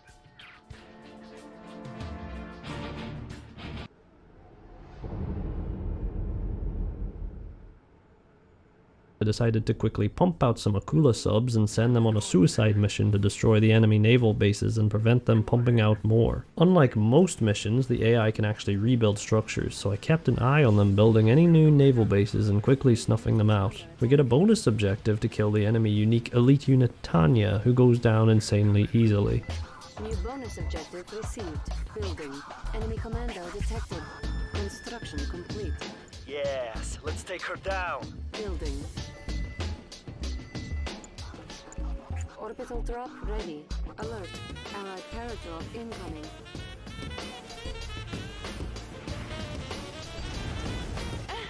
No! This can't be happening. That she-wolf put up a fight. I'll give her that. She's not really relevant for the Soviets, but will be quite the important character over in the Allied campaign. Another incredible bottleneck for this mission is money. You cannot match the pace at which the enemy pumps out units with just your 2 measly mines, so it's imperative a base is established on the original island to exploit the mines of Fort Bradley. I elected to build a twin blade and a Sputnik and ferry it over before the enemy AA could destroy it. From there, you can also capture the New York Stock Exchange and siphon funds from it. We have persuaded the stock exchange to contribute to our righteous cause.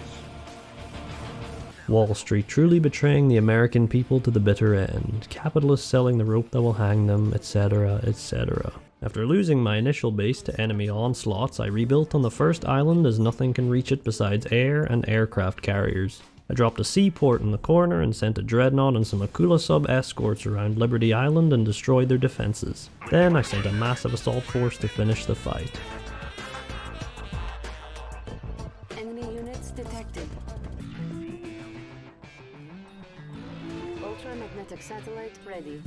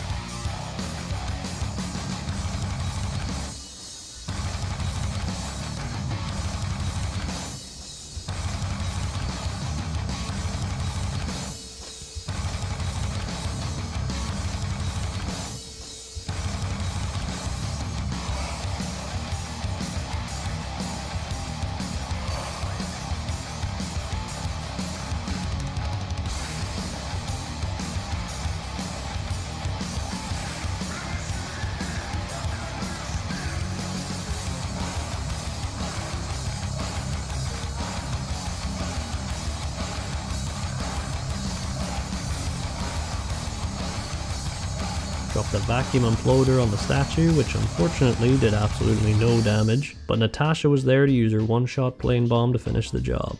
Let's be off.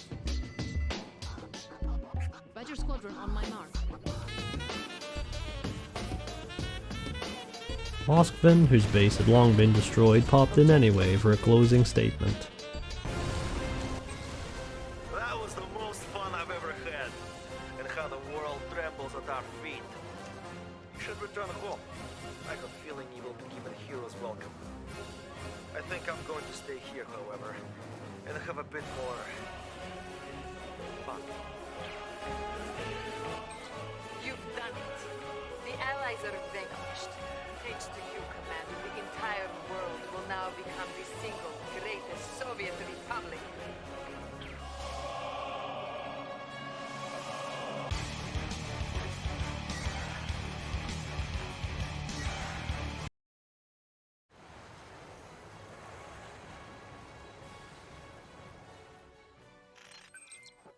To you, comrade. The people want to meet their new premier. The future is yours, Commander. The future is yours.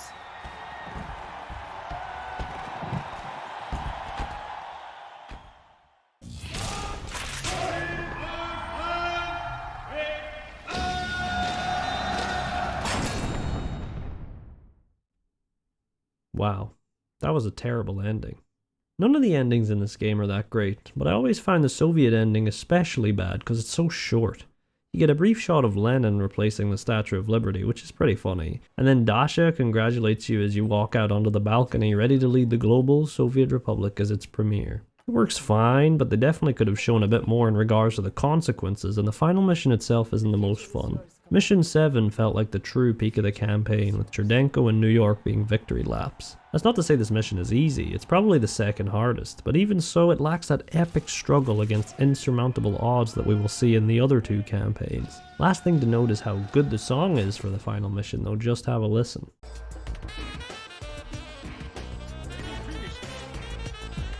Plans for the Premier's ultimate weapon, the vacuum imploder, are now available to you. The unit is under attack. Building. Construction complete.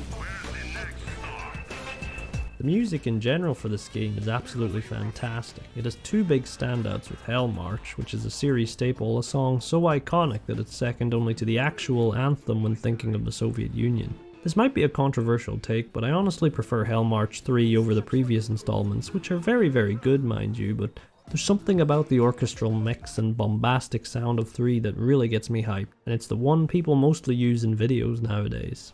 Frank Klepacki was working for Petroglyph Games at the time of this release, so he only contributed to 3 tracks in the game. Hell March 3 and Grinder 2, which are remixes of songs from Red Alert 2, and The Red Menace, which is a song that only dynamically plays during massive battles involving the Soviets. The rest of the soundtrack was composed by James Hannigan and Timothy Michael Wynne, who are both prestigious composers in their own right. Hannigan did the Empire and the main menu track Soviet March, while Wynne handled the Allies and the remaining Soviet tracks. Their tracks have a different feel than Frank's incredibly heavy rock pieces, but the variety of themes and motifs for the factions, along with the dynamic playing of tracks depending on the scale of the gameplay, whether it's the quiet strings as you build up and scout, to the moment the guitar chord kicks in and the roaring medley begins and then cleanly transitions into the victory screen, it's an incredible soundtrack that the game would not be nearly as memorable without. And what you've heard so far is just the Soviet themes. The Allies and Rising Sun all have their own motifs and styles that make every faction feel even more varied. Usually background scores for games and movies are squarely in the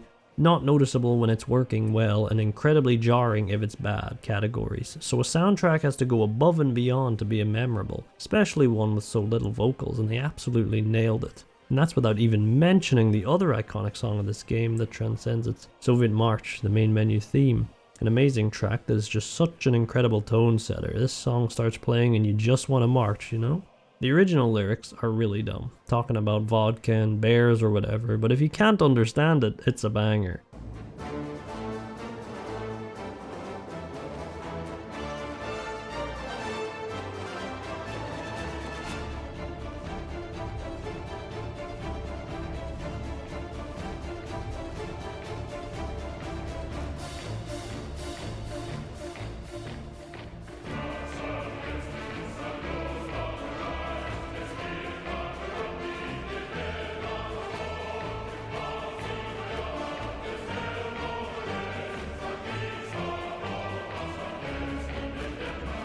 Going forward, you'll hear some of the rest of the tracks in the background, but I will point out and let you have a proper listen to some of the most iconic ones from the next 2 campaigns. Before we get to the Allies, let's put a closer on this Soviet campaign. Alright, so this is honestly my least favorite of the 3 campaigns, and that's mostly down to how many filler missions are in it. Leningrad and Krasna 45 are glorified tutorials, Vladivostok and Geneva are pretty good but too easy. Not a fan of Mykonos, and Von Eisling is meh. Mount Fuji is a standout, but then Easter Island is a disappointment and New York falls a bit flat. Honestly, Easter Island needed to be way harder than it is, especially coming after Mount Fuji, and I think the problem with New York is that it doesn't really feel like a final mission. For the Allies and Empire, their final missions feel really definitive, really feel like you are fighting for total victory, and it is indeed accomplished at the end of those respective campaigns. For the Soviets, you just kind of deal a decisive blow to America, but they're still fighting on. It's not really over. However, this is the campaign where we get the most Cherdenko, and he obviously steals the show. Although I do like Krukov, he's a total dickhead, but it was kinda neat to have a 3rd Soviet faction around in the few missions he's in. Zelinsky is quite the disappointment in this campaign. He appears briefly to tell us about the time machine and then gets off-screened. He honestly has way more importance in the other 2 campaigns, as we'll see. It's still fun, the Soviets are a blast to play, but compared to the other campaigns it leaves much to be desired. Luckily, the Allied campaign is a banger.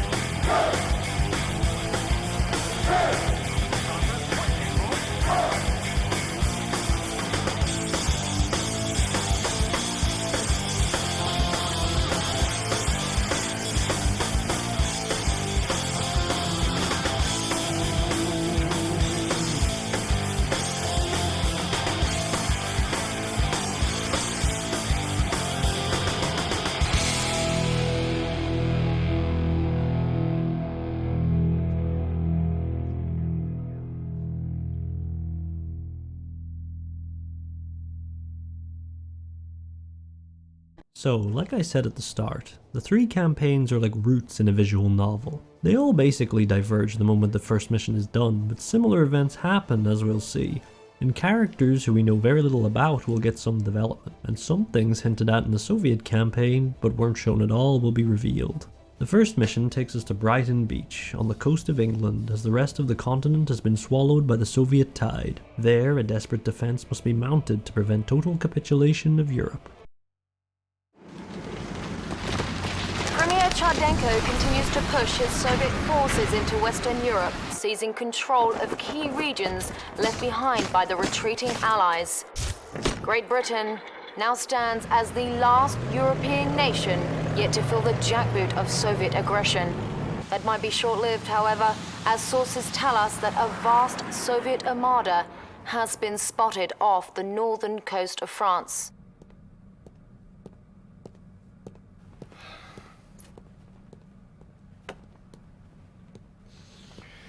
Commander, I'm Field Marshal Robert Bingham, Chief of the Allied Military Command. I've been told that you're a very capable officer. Well, let's hope this assessment is correct, as all our senior commanders are now fighting in Europe, leaving the defense of Great Britain entirely in your hands. I'd like you to meet Lieutenant Eva. She will be your intel officer and communications liaison. Glad to have you on board, sir. Field Marshal, the President is ready for you. Mr. President, I'd like you to meet our new commander on the ground. Greetings, Commander. You ready to send those commies running back to their mommies? I sure hope so, because if you don't stop them over there, the only thing standing between those godless Reds and the US of A is going to be one little ocean. I absolutely agree, Mr. President. We cannot allow the Soviets to secure a foothold in Great Britain. The fate of the free world depends upon it.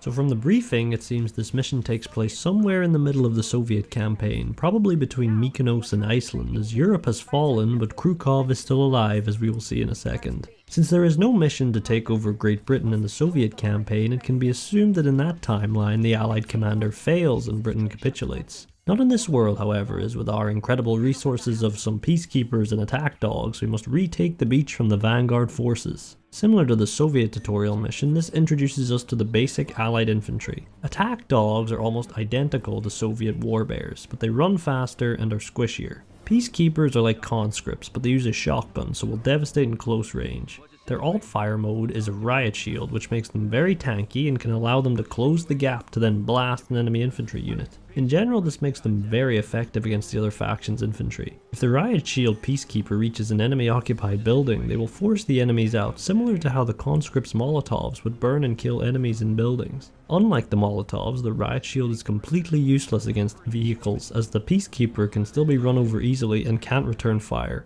In the Soviet force, we actually get to do some minor base building, although it's pretty unnecessary in this mission as the starter base is pretty sufficient. It does introduce us to how the Allied building system works, however. For this mission, he will aid in the defense of Great Britain. Quite a mess this is. Name's Giles, Commander, and I'm not about to let these commies secure a foothold in our backyard. I'll be right at your side the entire time.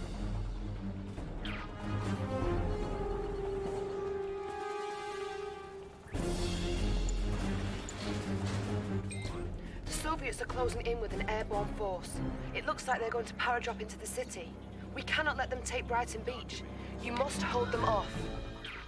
So, unlike the Soviets, Allied buildings are constructed within the MCV and when finished can be placed down and construct within a few seconds. This naturally means Allied structures cannot be destroyed while they are under construction, unlike the other two factions. However, Allied buildings do not grant extra build radius like the Soviets, so while their expansion is safer, it is also slower. There are more mechanical differences, but for now, that is all we see. After fending off some waves, we are instructed to capture a nearby hospital, which has been in the Soviet campaign, but I didn't find much use for them there. It basically just grants all infantry passive healing. There are a number of coastal gun batteries that can also be captured by an engineer which will fire on enemy ships approaching. The Allied engineer serves the same core function as the Soviet, with capturing the structures. But unlike the Soviet engineer, the Allied one has no means to defend himself, and his alt-fire transforms him into an immobile tent, which heals all infantry in the vicinity. This can be repackaged at will, so they serve more of a support role than the Soviet one, which can defend himself with the bunkers and pistol. The last infantry unit we get is the Javelin Soldier,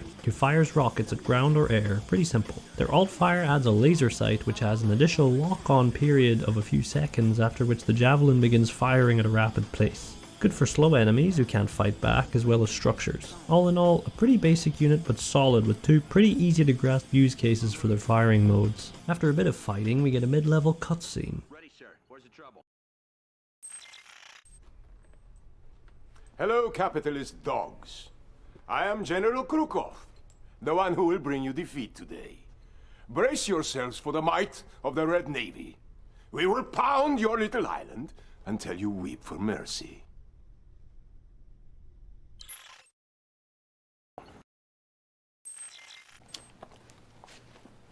Things are going well, but I fear that was just their first wave. Take those gun emplacements on the beachhead to help repel any more attacks that might be coming. With Krukov sending his final force, we are issued a vehicle yard which can let us build multi-gunner IFVs. Allied vehicle hubs have repair drones around them for nearby vehicles, unlike the Soviets, who only have the crusher crane for their repairing needs. Multi-gunners are a really cool unit, similar to the Soviet hammer tank, but instead of having to suck the weapon off an enemy, the multi-gunner just has to be garrisoned by an infantry unit, and its main weapon changes to that unit's weapon. The strat for this section is to just double up on javelins in multi-gunners for more firepower, as a handful of dreadnoughts and Kirovs will fly in. Now, the dreadnoughts get annihilated by Allied NPC bombers, but the Kirovs will destroy you if you're not careful. On hard especially, there are so many Kirovs I actually got caught unaware as they drove past my defenses and blasted my base to smithereens. A unit is under attack. Our base is under attack.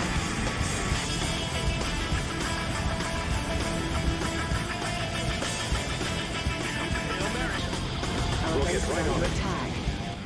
This defeat is the end of us, Commander. I honestly thought you could handle it. A collector is under attack. We've lost a collector.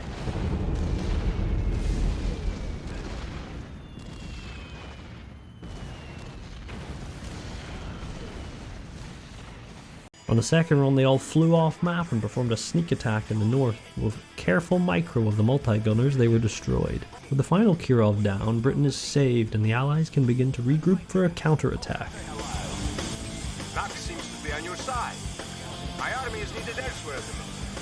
But don't get comfortable. I will be back. I'll jump in. It's it. Let's go say hello. The Soviets are retreating, sir. You've done it. You've driven them back. Congratulations, Commander.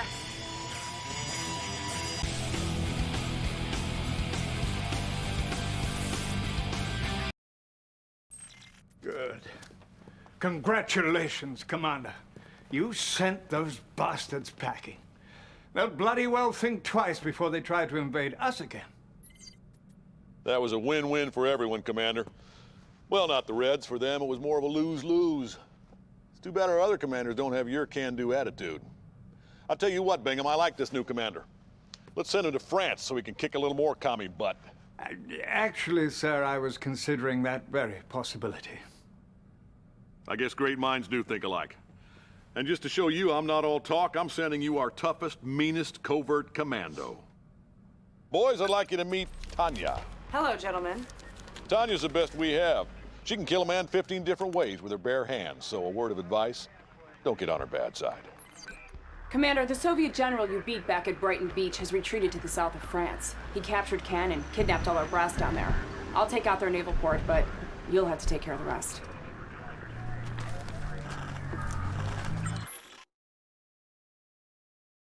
So the Krukov and Cherdenko of this campaign are Bingham and Ackerman. In contrast to how hostile Krukov was regardless of our achievements, Ackerman can't stop glazing us in our struggle against the Red Army. A nice change of pace. Tanya is a returning character from the previous games, played by a different actress each time. Lynn Latier, Carrie Woother, and finally, Jenny McCarthy. The Tanya from Red Alert 1 isn't the same person as 2 and 3 canonically, but they all follow the same archetype. A rogue operative who doesn't take kindly to authority and is very good at what she does. People are not a big fan of Tanya from 3, and I can honestly see where they're coming from. Red Alert 1's Tanya was a serious badass, and Red Alert 2's began that shift to goofy B-movie shenanigans that also made Tanya more eye candy than serious soldier. Red Alert 3 takes it even further since Jenny herself is a former Playboy actress. The sexiness is fine really, but it gets a bit much when almost every woman in the game wears ridiculous outfits that no military personnel would be caught dead in. And this isn't reading into things, like this is the point.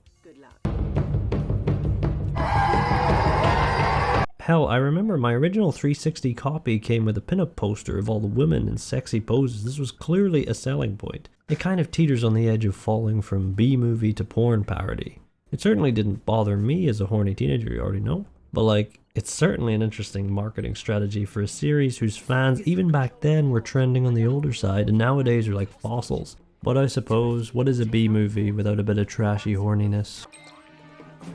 The Soviets have control of the port and are holding important Allied leaders hostage. You'll need to rescue them and take out the port. For that, you'll need Tanya.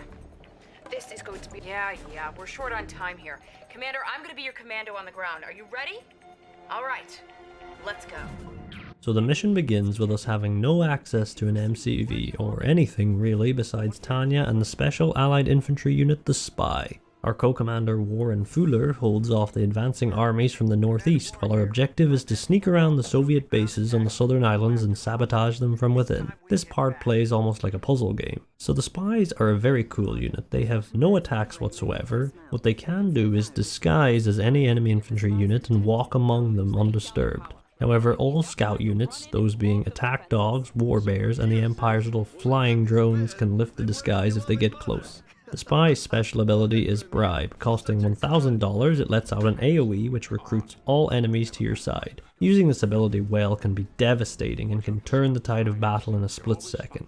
Their other use is as a saboteur, which can run into any enemy building and temporarily disable it. The final use of the Spy is its interesting synergy with the multi-gunner. Garrisoning a Spy into the multi-gunner gives it a sniper rifle for some reason, which one-shots all enemy infantry. Pretty interesting niche which can be useful in some situations. The spy is borderline OP against the AI, but is much harder to use effectively in multiplayer since, a player can tell when this random unit of theirs isn't obeying orders and they can just use force attack on you. Also, fun fact, if you try to infiltrate a Soviet crusher crane, you die.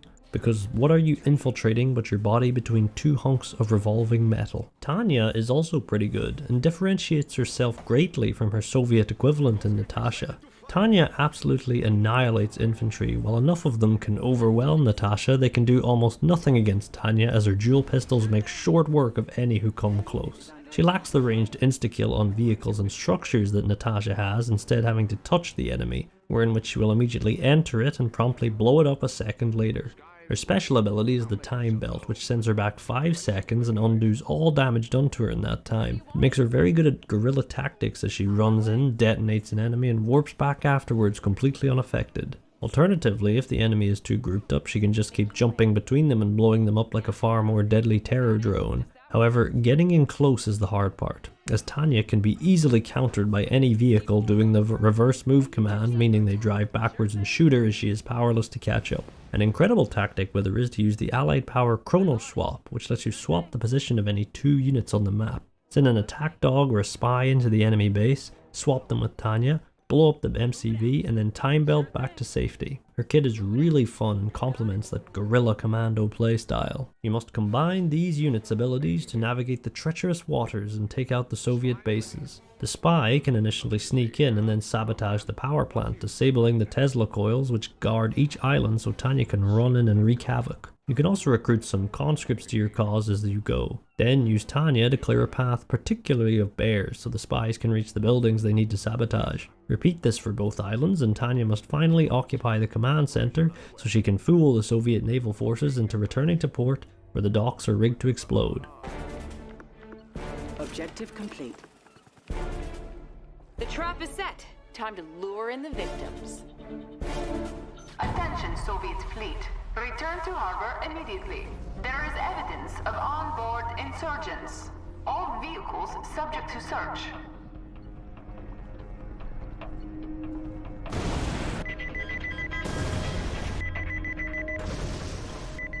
So long, suckers!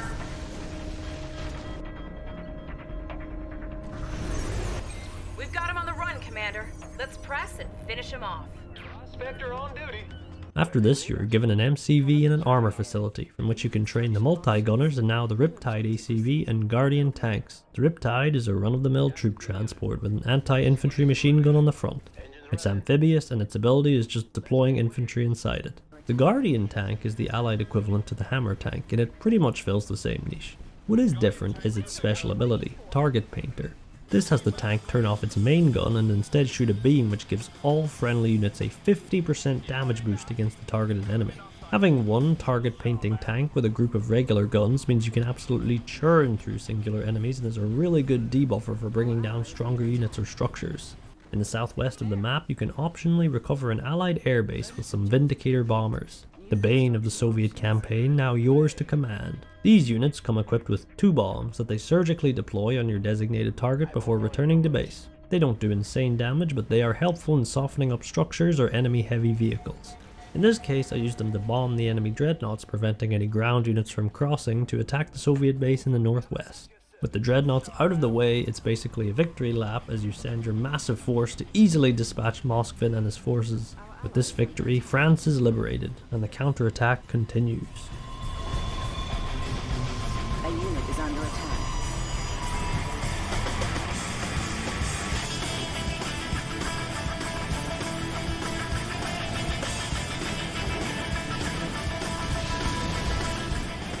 Objective complete.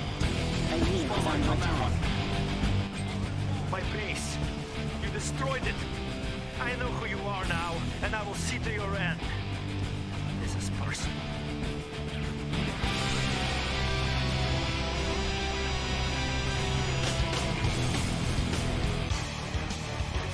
Nice job, Commander. I think you and I make a pretty good team. Nice work. That was well played. The Allied leaders are safe, and Khan has been liberated. I think General Bingham will be rather impressed. A unit is under attack.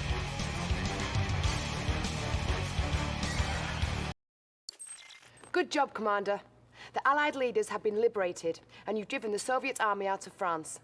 Tanya is currently working undercover and acquiring the latest intel on the situation. If I knew anything, I would tell you! Tanya? Commander! Lieutenant Eva! Huh. Out here in the field, things get a little messy sometimes. Not so neat and tidy like they are back in the office. Can you please brief the Commander on our current situation? Certainly. The Reds hold Heidelberg. I'm gonna get Sergei here to give them the location of their headquarters. The only thing I can't do is take it out for you. That, you're gonna have to do on your own. So there's not much in that cutscene info-wise, but it does set up this kind of rivalry between Lieutenant Eva and Tanya. A very typical dynamic of the prim and proper versus the wild and free. Like Red Alert 2 before it, as Lieutenant Eva is also a returning character from that game, and their dynamic is much the same. But this game is no Catherine, and it's certainly no dating sim, so let's move on to the real meat of the mission. We are sailing upriver to Heidelberg, a small German city that is surprisingly accurately represented in this mission. With the Heidelberg Castle in the northwest serving as the Soviet base of operations, it also features the long bridge connecting the two sides of the city. We open with control of 4 hydrofoils to escort our MCVs to the shore. This is one of the few times the game directly tutorializes you on the units and nothing else. The hydrofoil is simple enough. It fires an AA gun which absolutely shreds all enemy air units, but its alt fire is a green beam which prevents any enemy being hit by it from attacking. So a single hydrofoil can render a target completely vulnerable to attacks, as we see from our co-commander's attack dolphins, which we don't get just yet, so I'll talk about them another time. After securing the beaches, we get a short mid-level cutscene with Eva. Your naval forces will continue on to their destination. But your job is here, on dry land. Build up a base and then turn your attention to the Soviet headquarters. Be on the lookout, sir. They know you're here. So there goes our short stunt with the hydrofoils, and there is no sea gameplay at all for the rest of this mission. You can't even build a naval base. Kind of a shame, really. Fighting in the river could have been pretty fun, similar to Geneva in the Soviet campaign. Now into the main meat of this mission. This one's honestly one of my favorites. It's nowhere close to Mount Fuji, or some others we'll see later, but I enjoy it as it's relatively easy going with an absolutely massive Soviet base for you to destroy and take your time building up to fight. I remember back in the day just turtling and building up to the unit cap on the Xbox 360 and just going to town. Europe belongs to the Soviet Union now, and I am here to ensure it will remain that way. Partway through, we get a bonus objective to save Tanya in the southwest of the map, which contains an oh-so-vulnerable Soviet MCV. That's the other reason I love this mission. You can easily capture a Soviet construction yard and pump out a combined force of both factions. Funny enough, you can build terror drones in this mission, even though you only ever unlock them in the Soviet campaign at the very end. There isn't really any other new units, but you do finally get to build a proper Allied base, and we can see the key differences they have. So instead of unlocking new units through the super reactor and battle lab, the Allies have a tech they must research tied to all MCVs or outposts, which are the special ability of ore gatherers instead of being built out of a vehicle factory. This tech has 2 tiers, heightened clearance and max clearance, and importantly it only works within the range of the outpost or MCV that has the tech. So if you build, say, a barracks at a forward operating base, you cannot train Tanya out of it even if you have max clearance back home. This means the Allies' expansion is slower than the Soviets and absolutely slower than the Rising Suns when we see how they work, and instead led more to a strategy of fortifying and incremental expanse. Their defensive building works identically to a multi-gunner IFV in terms of the garrison unit changing its weapon. They're basically just stationary multi-gunners, so unlike the Soviets who have an anti-ground and anti-air tower, the Allies are rolled into one. Other than that, they still have a building like the battle lab, but no unit is locked behind it. Only their tier 2 defense tower and super weapon. Lastly, Allied buildings besides the MCV and outposts do not expand the build radius, and as such you can't chain power plants to get places like you could with the Soviets. Our co-commander for this mission is my favourite Allied commander, Lisette Hanley, who's youthful and seems innocent, but she's a competent commander behind that aloof demeanour. Welcome to Heidelberg, sir. I'm Commander Lisette, and I've been assigned to support you in this mission. I might not look tough, but everyone who's underestimated me is no longer with us. Well, competent in this mission anyway. Her skirmish AI is frankly terrible. She's extremely easy to beat. Giles, on the other hand, oof. Together, you mount an assault on Oleg's massive base and eventually destroy the castle, further pushing the Soviets out of Europe. This mission really shows off what I was saying about the dynamic music and also how amazing the Allied music is in general. I think the Allied victory music might be my favourite of the three, just have a listen.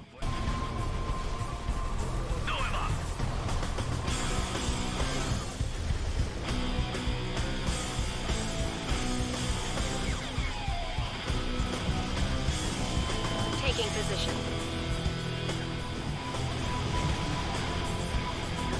Objective complete.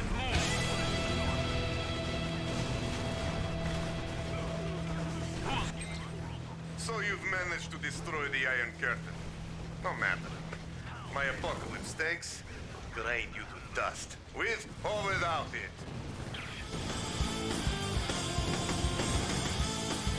A unit is under attack.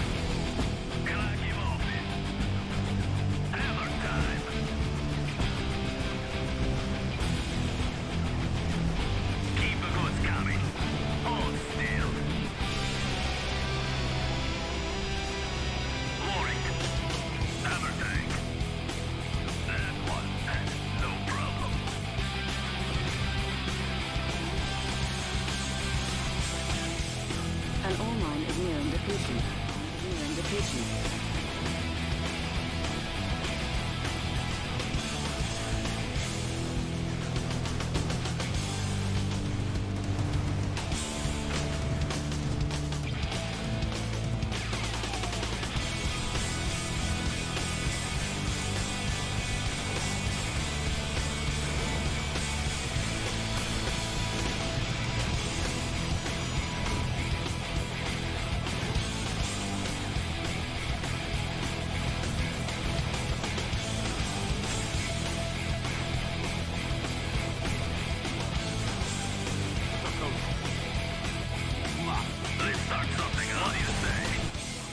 Great work, Commander. That went better than I expected.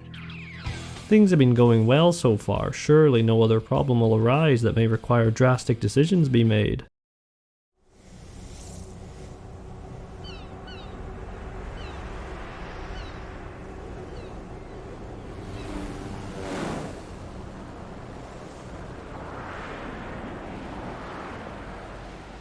The day of destiny has arrived.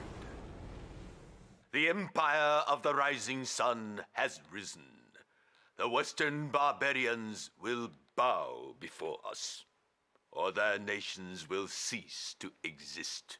This message was broadcast throughout the world earlier today. Allied leaders have gathered in Geneva for an emergency meeting.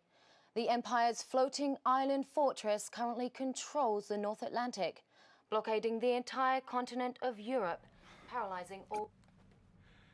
This is unbelievable. While we were busy fighting the Red Menace, this Empire of the Rising Sun was secretly preparing for war. They waited until we and the Soviets were at our weakest and most vulnerable, and now they are at our very doorstep.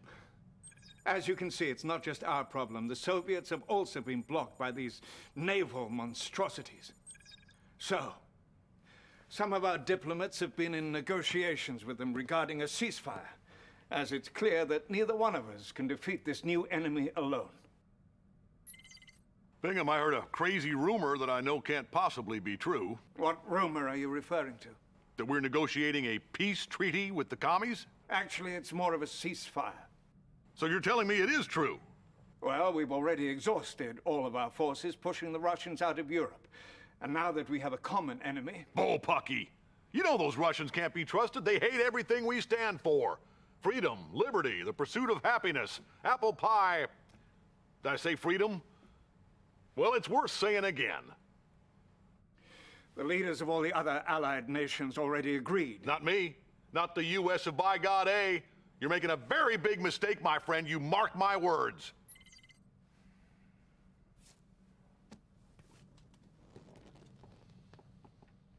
The Empire believes it is their divine destiny to wipe us off the face of the earth. Prove them wrong, Commander. Commander, we're heading to Gibraltar to reclaim our port from the Japanese.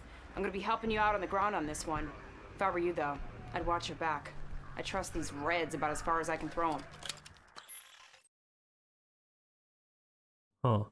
So the Empire did go through the North Sea to get to Leningrad in the Soviet campaign, judging by the blip here indicating their invasion spots. So they mounted an invasion through the Arctic Sea? That's crazy. I couldn't imagine the logistics of such an operation, sending such a force straight from the home islands, but we'll worry about that another day. For much to the chagrin of the American president, an uneasy alliance has been brokered between the Allies and Soviets.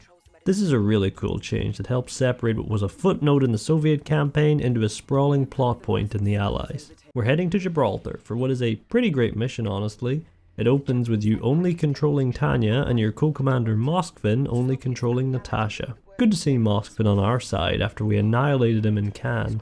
This beginner section is pretty easy and mostly requires clever use of Tanya's time belt to keep her full health and not overwhelmed with enemies. Woo, baby! That's chilly! This is not cold. I once swam Siberia's Lena River. Now that is cold. Why, you little... Commander, permission to speak freely. I hate that chick. Oh, Tanya, when will you learn? From Mother Russia's bosom spring soldiers who are superior in every way. And I am the greatest of these. The duo are very catty with each other, but the mission goes smoothly as we take out the Empire's forward base along with one of their mechs patrolling atop the Rock of Gibraltar, which is treated like a big deal but can do basically nothing to our commandos. After destroying the enemy base, we get our own, with us taking the land and Moskvin the sea. Reinforcements have arrived. A unit is under attack. Cannot deploy here. Thank you for... Well, look at who I get paired up with. I'll pretend to forget that you destroyed my base in the south of France, for we have work to do here. I'm going to focus on the ground battle. But don't start pushing me, got it? Noted at the bottom left of the map are a fleet of Akula subs and allied assault destroyers. The assault destroyer is a pretty cool unit capable of both sea and land travel. It annihilates vehicles with its deck guns and can even run over smaller enemy vehicles like the Soviet Sickles. The unit's special switches it to a stance that sucks all incoming fire into it while supercharging its defenses, essentially turning it into a defenseless damage sponge. A very good ability if you micro it correctly, switching between the different assault destroyers as their healths get low to soak up the damage more efficiently. Ava reminds us that the allied prospectors can set up forward bases. Thanks Ava, but I didn't bother to do so in this level as I always had more fun taking over the Empire structures. I won't go into the details right now, but let's say they are very, very good at forward expansion. After a bit of build up with Kenshi up north taunting us, Ava warns us about a massive enemy fleet approaching from the southwest. Naomi soon arrives and you need to act fast or Moskvin is going to get annihilated. This port belongs to the Empire of the Rising Sun. Leave before I turn your primitive army into a scrapyard. You got a target? I completely forgot about this southwestern invasion, so my Moskvin was sadly out of commission following this engagement, but together we successfully prevented Naomi from setting up a forward base at the cost of losing control of the sea. Besides the assault destroyer, we were given access to the cryocopters in this mission. A borderline OP allied unit, the cryocopter itself does no damage, but fires an ice beam which slows and eventually immobilizes an enemy unit. If this unit is then hit by any other attack, it will break into chunks and instantly die. Their support potential is immense, but that's not all. Their special ability is a shrink ray, which makes a unit much faster but also weaker and susceptible to being crushed. This means it can be used tactically to navigate the map with your own armor quicker, or offensively against, say, an apocalypse tank to allow it to be easily overwhelmed by a measly guardian. A few cryocopters supporting an army makes any allied force nigh unstoppable. A counterattack was mounted which decimated half of the enemy base. Using the remnants of Naomi's dockyards, I created an army of Empire allies to finally finish the job. A unit is under attack. Objective complete. Target in range. This one's a wrap, Commander. Maybe the Soviets aren't so bad. Or maybe they just haven't made their move. That was nice work, Commander. You appear to be more competent than I imagined. And since you didn't double-cross me, I didn't have to do it. I appreciated Moskvin despite the fact that I kinda got you killed. Unlike the Soviet campaign, it seems there's no betrayal in sight. How lovely. but let's see how this uneasy alliance can continue as we now strike at the center of Imperial logistics in the Atlantic. Good show, Commander. Bloody well done. Those assault destroyers you just reclaimed are going to be very useful in taking down those island fortresses. Sir, Premier Chudenko is on the line. Put him through, Lieutenant. Gentlemen. Field Marshal Bingham, I wanted to personally thank you for all your efforts in making this partnership successful. Well, that's appreciated, but you should thank our commander here. He's the one who led the assault on Gibraltar. It is indeed a pleasure, Commander. I hope you were satisfied with Natasha's contribution on the battlefield. She's one of our finest. Yes, well, we're going to need Natasha and every other resource at your command if we're going to take down that floating fortress in the North Atlantic. I concur. Good luck, gentlemen. Thank you. This menace has put a chokehold on all naval movement in the North Sea. But with our assault destroyers and the help of the Soviets, we might just have a chance. Godspeed, Commander. There we have it. The Rees and the Rising Sun were able to extend as far as invading Leningrad through the Baltic Strait. The floating island fortress, what is basically a floating city capable of supplying and defending all Imperial ambitions in the North Sea. Continuing our joint offensive, we are teamed this time with Jana to take it out. Well, Commander, I've been ordered to offer you support for this assault. These are truly desperate times. Perhaps together, we can defeat the Rising Sun. This mission also has a lot of varied and unique objectives, although none are all too much fun. The first part is a simple defense of a scanner ship detecting the long-ranged Imperial defenses. We get to use some dolphins and hydrofoils, making good use of the hydrofoil's weapon negation ability to ensure our small force survives. On hard, the AI usually just gets themselves killed to the attackers, but it can be done easily enough. A very boring section, but I appreciate the attempt at variety. The scanner reveals 2 Imperial ships are coordinating the long-range artillery of the floating fortress from some nearby islands. A sneak attack is undertaken against them, first by Natasha and some spies. The gameplay here is fun in co-op, but single player is just a worse version of Mission 2 as you can't even control Natasha directly. Simply send the spies into the power plants and wait for the AI to destroy them afterwards. Over at the other island you control Tanya, and the AI instead has 4 engineers they control. Luckily, the Empire built their defenses shoddily and left a clear order of vulnerable power plants that Tanya can clear a path to and allow engineers to capture and power down the structures. Don't worry if a rogue engineer gets killed by the enemies, as more are para-dropped in if they fall. After the second ship is down, the real mission can start. Objective complete. The second radar ship has gone belly up. Send in the MCVs. There it is! The floating fortress! That's the largest military craft I've ever seen. Be careful as you approach it, sir. It's still quite dangerous. Battlefield expanded. Both commanders' bases are situated within the ocean in the south, with the massive floating fortress dominating the north of the map. Since we're in the ocean, the only land available is the fortress itself and the 2 small islands we just cleared. Taking the islands is not necessary, but vital if you want an easier time, as you can then build a barracks, train some engineers to take the many oil rigs around the map and start generating tons of money. It makes this mission super fun on repeat playthroughs, as the crazy cash flow lets you pump an insane amount of units out. Speaking of units, pretty soon into the level we are given authorization to build the pride of the Allied fleet and the menace of the Soviet campaign, the aircraft carrier. This is my second favourite of the faction's naval artillery units, and my god are they powerful. With these, a few hydrofoils and some assault destroyers, you can dominate any sea. Their basic attack sends a squadron of fighters out on a bombing run, which can hit moving targets easier than the Dreadnought could, but still misses on occasion. It also boasts the longest range of the artillery ships, making it even more versatile. What truly makes the aircraft carrier crazy though is its special ability, the Blackout Missile, which allows you to strike a target with an EMP, shutting down all vehicles and structures in the area for 10 seconds. This can absolutely decimate an enemy push and allow you to easily pick apart the enemy provided you aim it well. And if that wasn't enough, we also get access to the final Allied aircraft that... oh, we also got the Apollo fighter.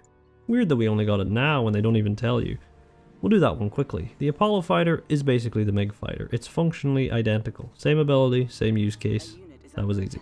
Now onto the real unlock, the Sentry Bomber. This beast of an aircraft acts similarly to the Vindicator, flying at a target but instead carpet bombing behind and ahead of the flight path with 6 bombs, or 9 with the advanced aeronautics upgrade. Now the thing about these I love is that you can garrison 5 units into each bomber and paradrop them with the special ability. One of my favourite things in this mission is loading up a ton of sentry bombers, annihilating the forward AA turrets with their bombs, and then dropping like 40 infantry units to wreak havoc on the enemy. Feels like a real invasion of the fortress that way, straight out of an FPS campaign level. So good.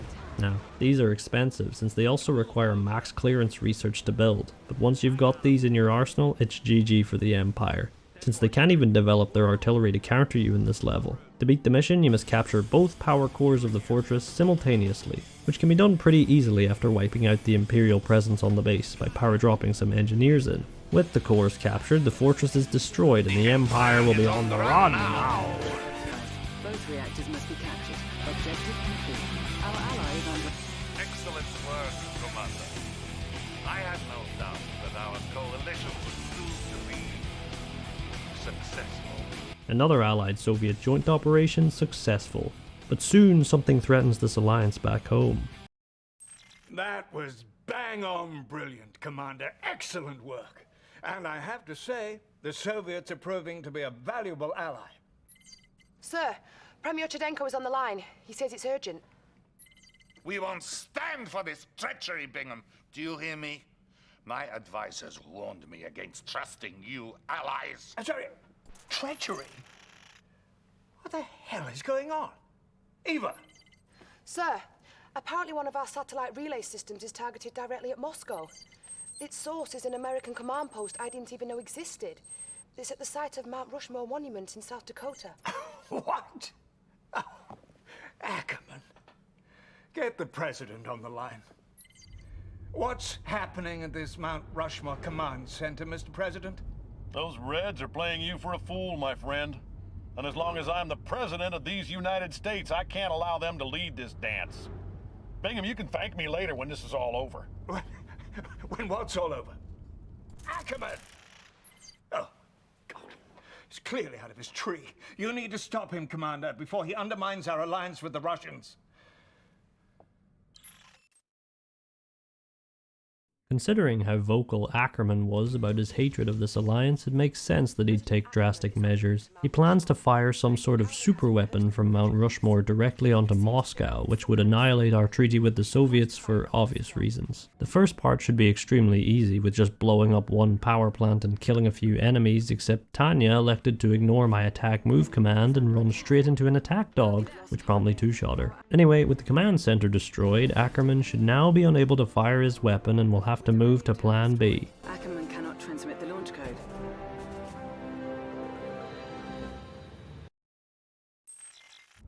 None of you have the guts to do what needs to be done, so I'm gonna wipe those Soviets off this earth myself. And you can't stop me. Should my heart stop beating, the weapon fires.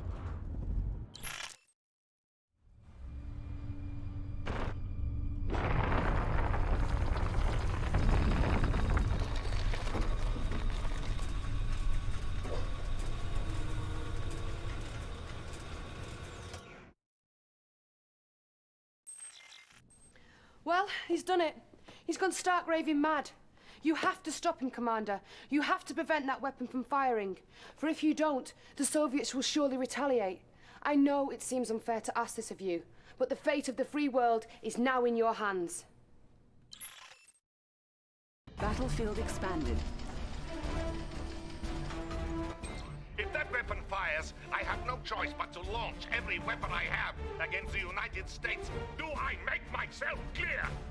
Ah, so the weapon is in fact Mount Rushmore itself. The superweapon was built inside of Roosevelt's head, and a few minutes into the level we see what was done with the other presidents as their faces explode off, revealing a weird stone, alien-looking brain face that fires devastatingly powerful lasers from their eyes. Truly have the 6 grandfathers not suffered enough to be defiled twice now. But at least finally we can blow these ugly, ugly monuments to pieces. Never liked them. Look up a picture of them that's not from that one angle people always think of. Seriously, they look so small and goofy. And the history behind it sucks, like the land was supposedly to be owned by the Lakota tribe in perpetuity after the Treaty of Fort Laramie in 1868.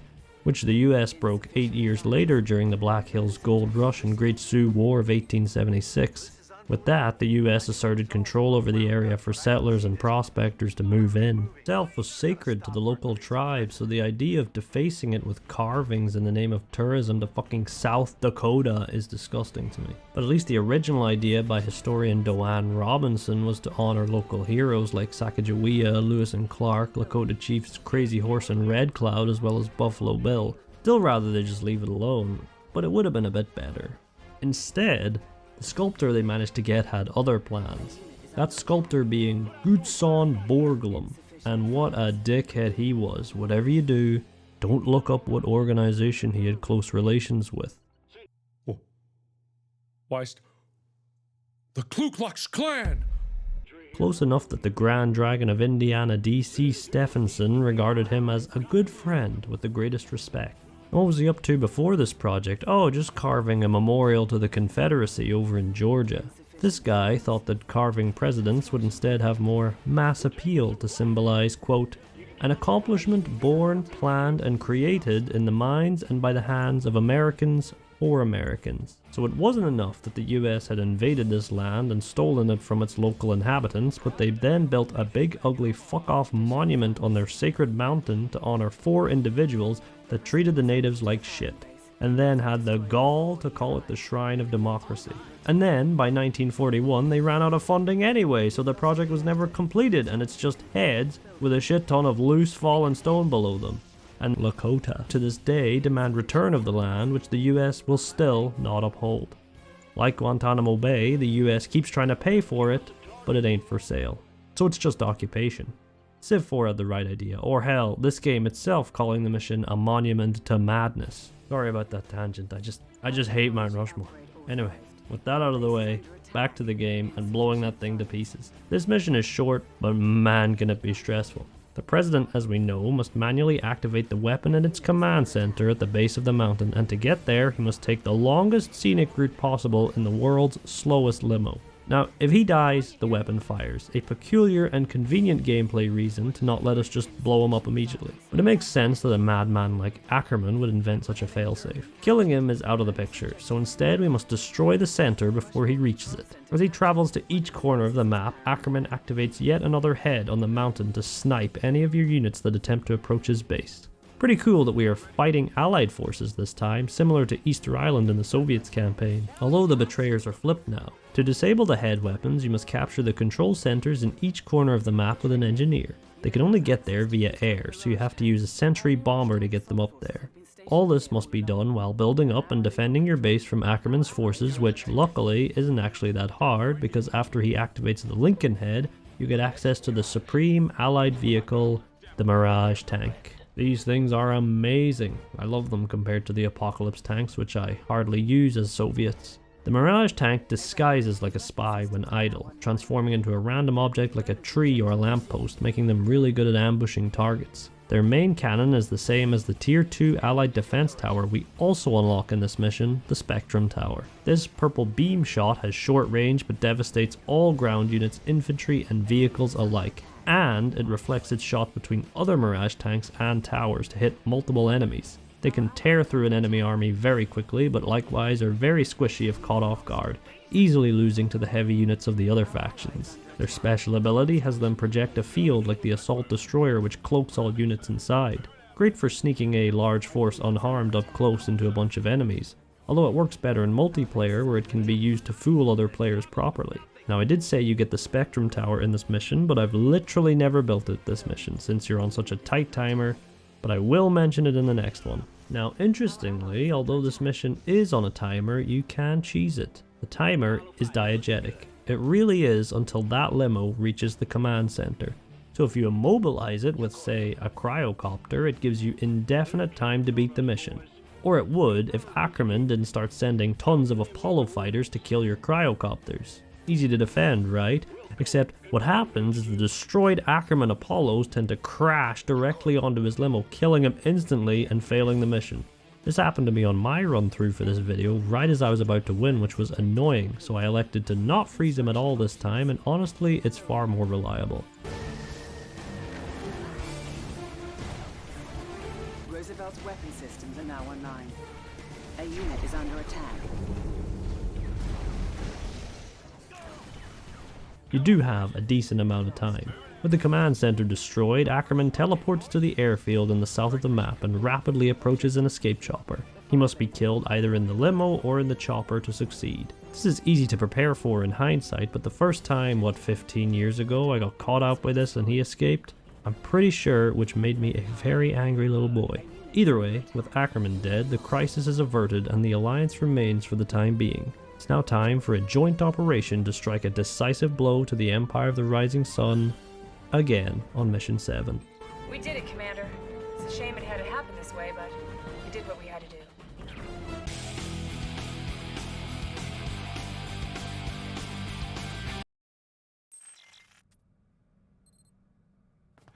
Ah, Commander. That was a close one. I can assure you, we did the right thing.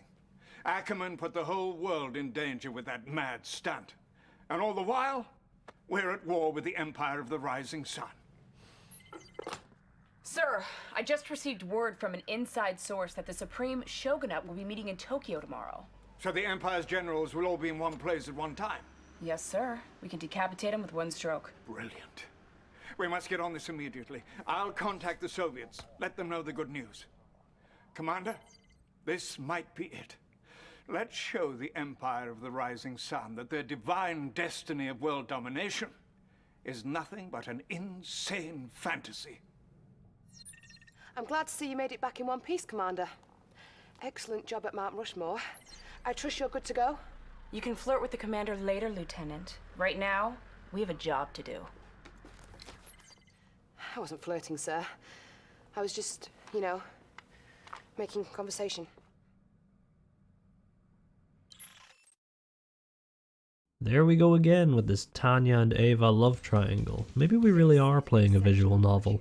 Anyway, it's that time again for a rush to annihilate the entire Empire in one mission. I like the Empire.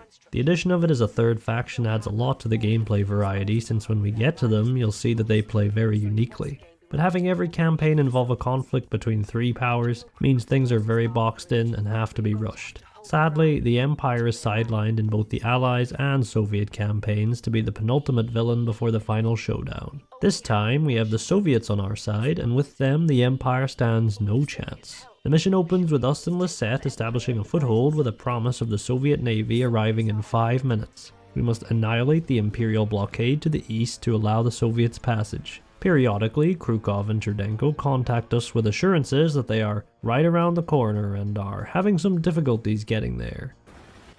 Commander, the forces of the Soviet Union have been delayed, but we are on our way. Soon you will have the full might of the Soviet Navy at your disposal. Sorry for the delay, Commander. Circumstances beyond our control, I'm sure you understand. A unit is under attack.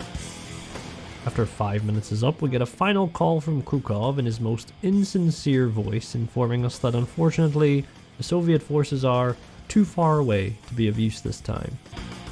I apologize, Commander, but our forces are too far away to make it there in time.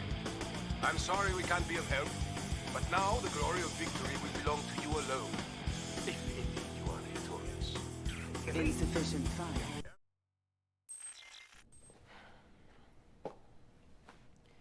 Bad news, Commander. The Soviets aren't coming. We don't have any more information on this, but it looks like they've hung us out to dry. We're going to need you to do this without their help. We'll never have a better shot at taking out the Empire than we have right here. Which is just an insanely bad excuse, like the entire Empire's military command is in Tokyo. What could possibly be more important? Anyway, it is now up to the Allies alone to take down the Imperial Juggernaut. Moments after this call, the Empire unleashes its super weapon, the Psionic Decimator, upon you and Lisette's bases. Friends have deserted you.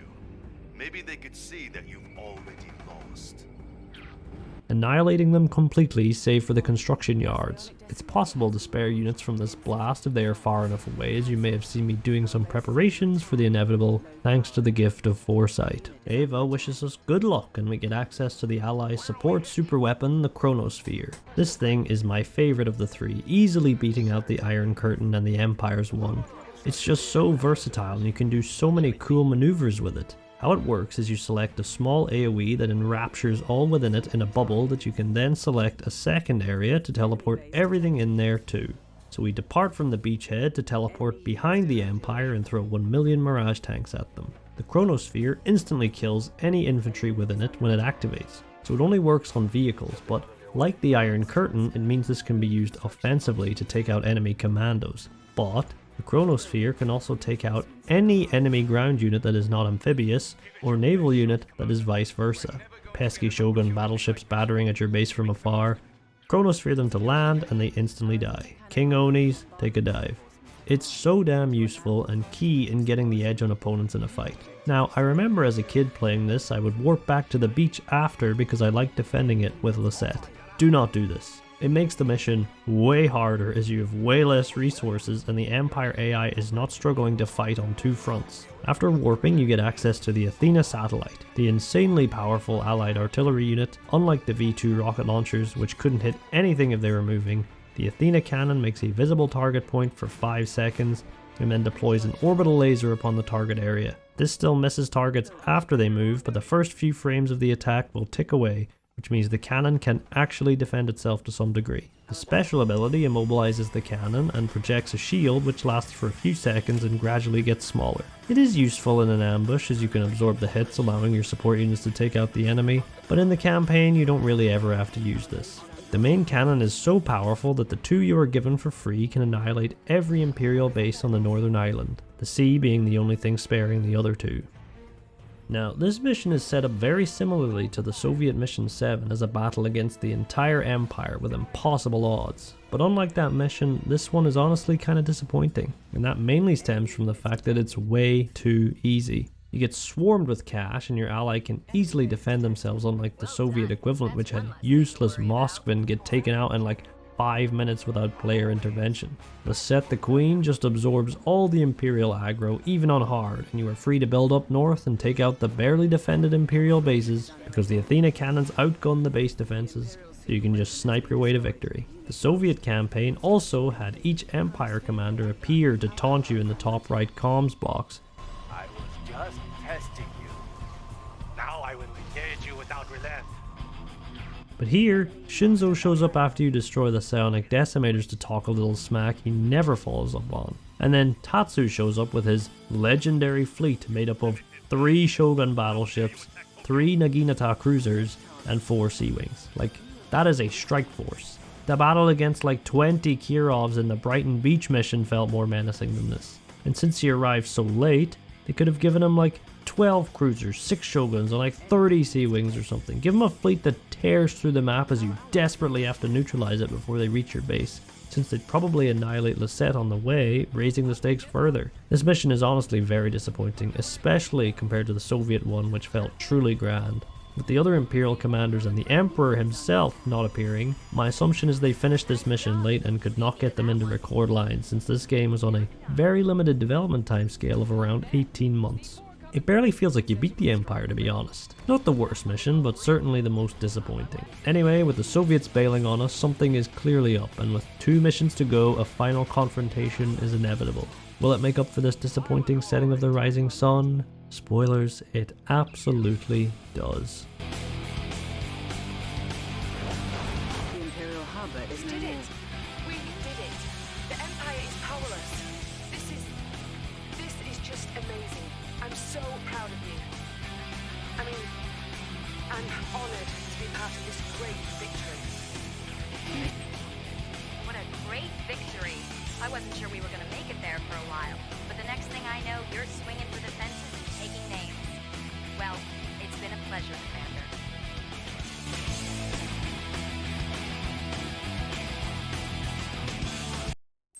Magnificent. A fateful day indeed for the Empire, though perhaps not the fate that they had in mind. I don't understand what happened to those Russians, though.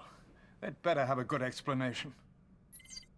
Sir, a top Soviet scientist has defected to Berlin.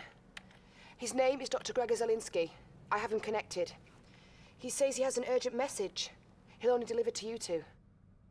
Put him through. Oh, Mr. Bingham, thank you. You must listen to me. Nothing is as it should be. All right, calm down. This war should never have happened. We went back in time to save ourselves and everything changed. This empire, for example, from Japan, didn't even exist in the original space-time continuum.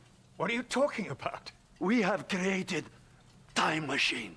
A time machine? Yes, yes, you must believe me. Everything Premier Sherdenko has told you is a lie, and I was preparing a full-scale assault from a secret base in Cuba. What? Eva, can we confirm this? Hold on, sir. The doctor's claims may be true, sir.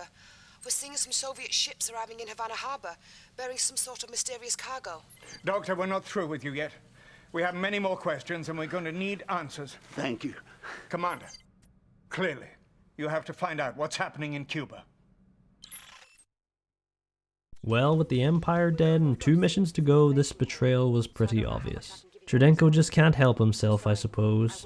And what is a Cold War themed game without a level involving Cuba? The mission opens with a forward party of spies and attack dogs following a Mirage tank disguised as an Apocalypse tank while also projecting camouflage, an impossible combination that lets us sneak past all the Soviet forces in the vicinity. In co-op this works fine, but in single player we are beholden to Giles' driving, as any revealing of our troops from outside the field spells certain death. Preferably the game should have given you the control of the Mirage tank and given Giles the useless attack dogs, but nope, we march to his tune. A bonus objective tells us to bribe at least 10 units as we go, and that is the main gameplay of this section. Dodge hammer tanks accidentally running over your spies and bribe as many quality Soviet units as you can. In his recent playthrough I failed both miserably, but having them isn't a huge deal. We reach their base and spring out to destroy it with our ragtag force. A unit is under attack. Objective complete. I knew my top scores at the academy would get us through this. Hold on a second. Is that a Kirov?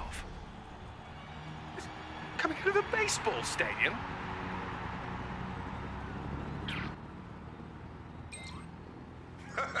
That's right, a baseball stadium. Each Kirov is equipped with a 50 megaton bomb and is heading towards an allied city of our choosing. До свидания.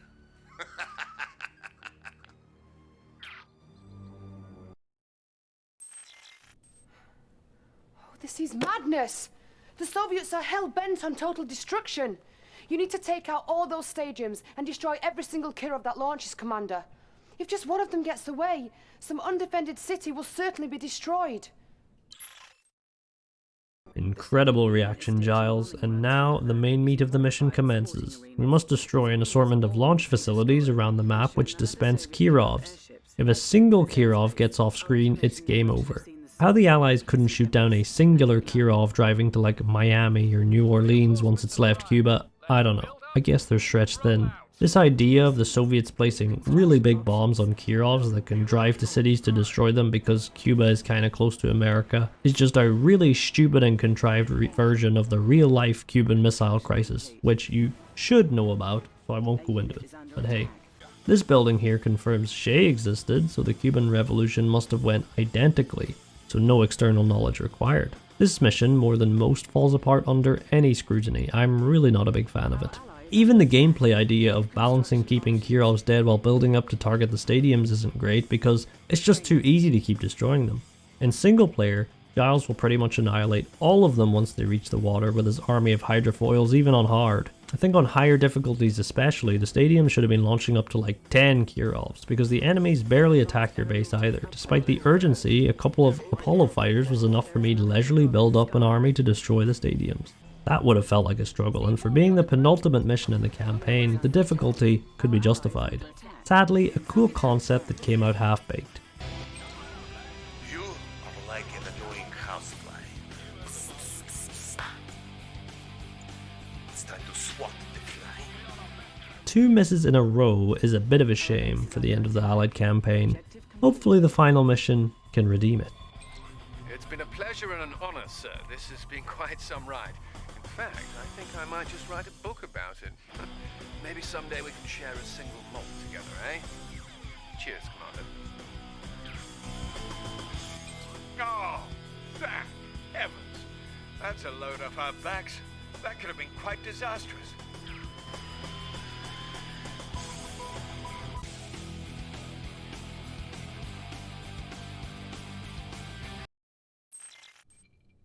You caught them by the short and curlies, Commander. They didn't know what hit them. Well, it looks like everything Zelensky said was true. I can hardly believe it myself. Those treacherous Russians are to blame for everything that has happened in this war. The only thing that matters now is the complete and utter destruction of the Soviet Union. Cherdenko and Krukov have concentrated all their forces in the one place they believe is impregnable, the Peter and Paul fortress in Leningrad. Bring it down, Commander. Make them pay for their lies and betrayal. Oh, it does. This mission is crazy. To go from discovering the betrayal to immediately destroying the Soviet Union in one swift battle, it's honestly ridiculous. This is some World War II Japan logic, but it reveals the Havana plan was a desperate final stand, and now Cherdenko Kai-shek plans to flee to Space Taiwan, aka the Moon. I don't know what they could possibly achieve up there, but since the Allies don't know if they have another time machine, it makes sense they are desperate to capture them.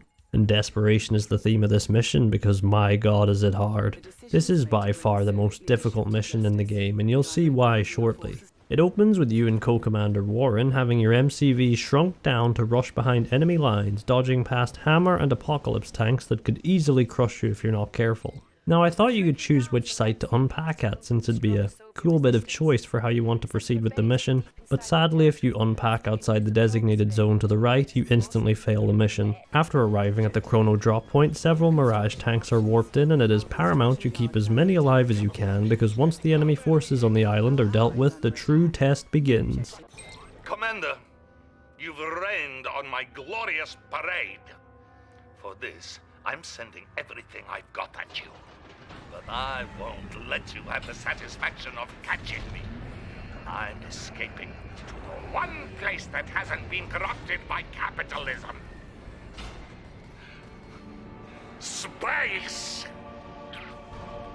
Also, we finally hear the line, "Space!" Now, people love to say, wow, this was the best take they had, or he couldn't stop himself from laughing, and it's like, if you see the rest of the campaign and how smug and silly he was in the rest of the scenes, this whole game is super cheesy, and especially for Cherdenko, his bouts of laughter and smiling are 100% intentional. The man is a fraud. He literally changed reality to become leader. Just look at how smug he gets when he hears he is the premier at the start. I meant Premier Cherdenko.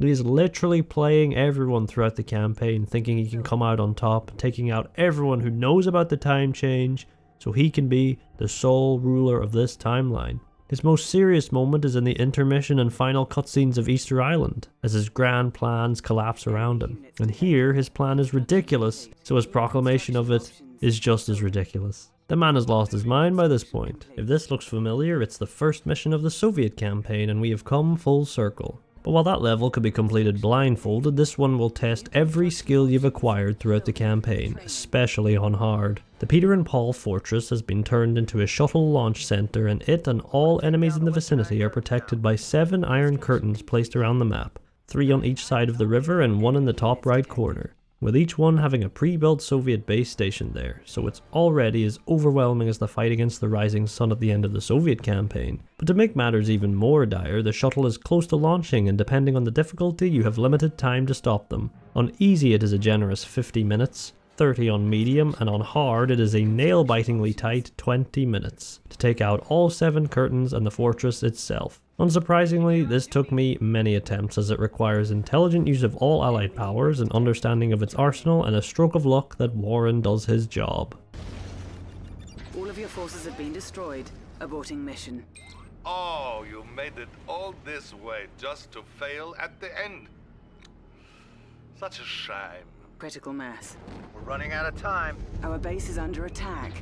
You have been defeated. Anyways, with 20 minutes on the clock, it was time for planning. To start, I had to probe the enemy's defenses at each base, since their AI tends to act independently of each other, which is a blessing, as I doubt this level would even be possible without it. The final strategy was to push the vehicle factories to the right with the Mirage tanks you start with and take the bottom two out, crippling the endless swarms of sickles and hammer tanks from the east. Then a small contingent of multi-gunners, Guardian tanks and the Mirages pushed back across the bridge to finish the first curtain and the remaining vehicle factories. Meanwhile, order Warren to take out the closest western curtain and build the Chronosphere, which will be so vital to taking out the far curtains. While the small army pushes east, research heightened and max clearance so you can train Tanya, more Mirages, and some Athena cannons. We also finally get given the authority to build the Proton Collider, the allied superweapon, so pop one of those down for later. After Warren destroys the first western curtain, send him after the second and teleport Tanya inside a Riptide ACV to the opposite side of the map. After blowing up the back iron curtain, Krukov constructs a vacuum imploder right beside it, so hopefully Tanya can take out both before she is pulverized by the combination of Tesla coils, Apocalypse tanks, Kirovs, and the 10 or so terror drones that spawn from off-map right above her. I've got something up my sleeve for you, Commander. Why don't you come a little bit closer to my base? We've lost Tanya. With those threats out of the way, we have 3 curtains left. One surrounded on all sides by flak troopers, one located at the Soviet airbase guarded by tons of twin blades and MiGs, making a bombing campaign impossible, and the final completely inaccessible by land, making air attacks essential. Time was closing in on us, and Warren was struggling to keep control of the western side of the bridge. I ordered Warren to fire his Proton Collider at the airbase Iron Curtain moments before his own base was annihilated by a swarm of Tesla troopers and Kirovs. After firing our own Proton Collider at the airbase curtain, it was left with a sliver of health. Multi-gunners wouldn't cut it for the amount of air over there, so to finish it off I built a strike force of hydrofoils, a couple of assault destroyers, and an aircraft carrier which could snipe the curtain from the river. They met fierce resistance, but even so, as its final act before destruction, the carrier bombed the curtain, leaving 1 left and 4 minutes on the clock. Are you not going to make it to my send-off, Commander? Das Vidania, Commander. I'll send you a postcard from my space station. However, with our land anti-air so weak, the Kirovs that destroyed Warren arrived at my base and annihilated the Proton Collider, the barracks, a refinery, and the vehicle factory. After dispatching them, and with 2 minutes on the clock, things were getting tight. MiGs controlled the skies, so bombing was not an option, and I needed to save the Chronosphere to jump Tanya and the Mirages in at the end to take out the fortress. Luckily, the Allied Power Paradrop squad was up, so I used that on the final curtain. Despite the troopers being mowed down by AA fire, 2 peacekeepers and a single attack dog survived, and since no ground units could reach them, they were safe to blast the curtain with their pea shooters until it was destroyed with 30 seconds remaining.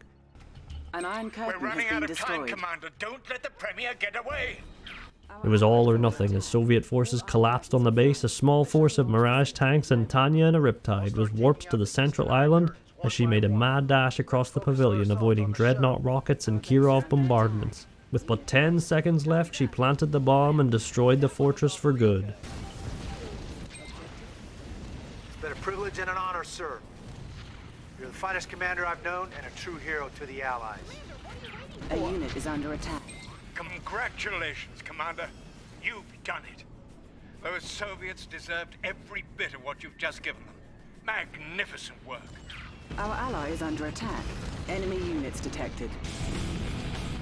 Oh, you made it all this way just to play it. This was mental, and might be one of the most fun and intense missions in the game. Unlike the final mission against the Empire, this really did feel like a final desperate assault against the Soviets. The only shame was that the music bugged out and only played the ambient, non-combat music. Having the Allied main battle theme been blaring the whole time would have made the experience electric.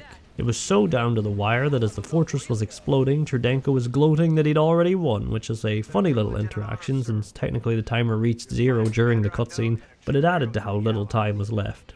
This mission is insanely hard, teetering on unfair on hard with how tight the timer is, but I love it, and it's one of my favourites in the game. With the whole Allied arsenal unlocked against overwhelming odds, the sense of accomplishment when you win matches that of killing a really hard boss in a Souls game you spent ages on. Anyway, with victory achieved, it's on to the epilogue.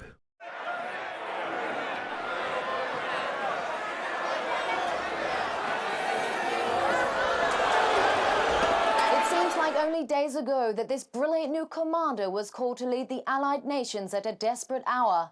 And now with freedom restored and the Soviet leaders confined to a cryo prison, our hero may finally find a little time for some rest of his own.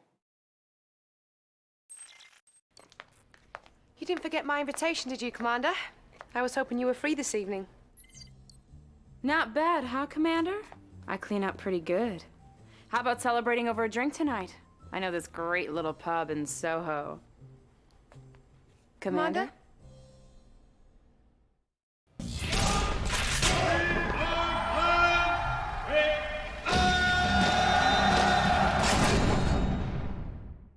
If it had ended with that date plan stuff between Tanya and Ava, the ending would have been dog shit. It's clearly referencing the very similar ending with Tanya and Ava from Red Alert 2, but it really doesn't sell it, and this whole aspect of the Allied story could have been cut. It's weird because this doesn't happen at all with Dasha in the Soviet campaign, and even the interactions with the advisor in the Imperial campaign don't get as much screen time as this silly arc. It's very much a case of something this game does a few times that is, well, Red Alert 2 did it, so we have to as well, which, like, Red Alert 2 is good, but I'm here for a sequel, not a rehash. Anyway, with Krukov and Chudenko confined to cryo prison, which, you know, leaves the game open for a sequel since this is the canon ending, we get a final address from the former Vice President, now President of the United States, played by David Hasselhoff.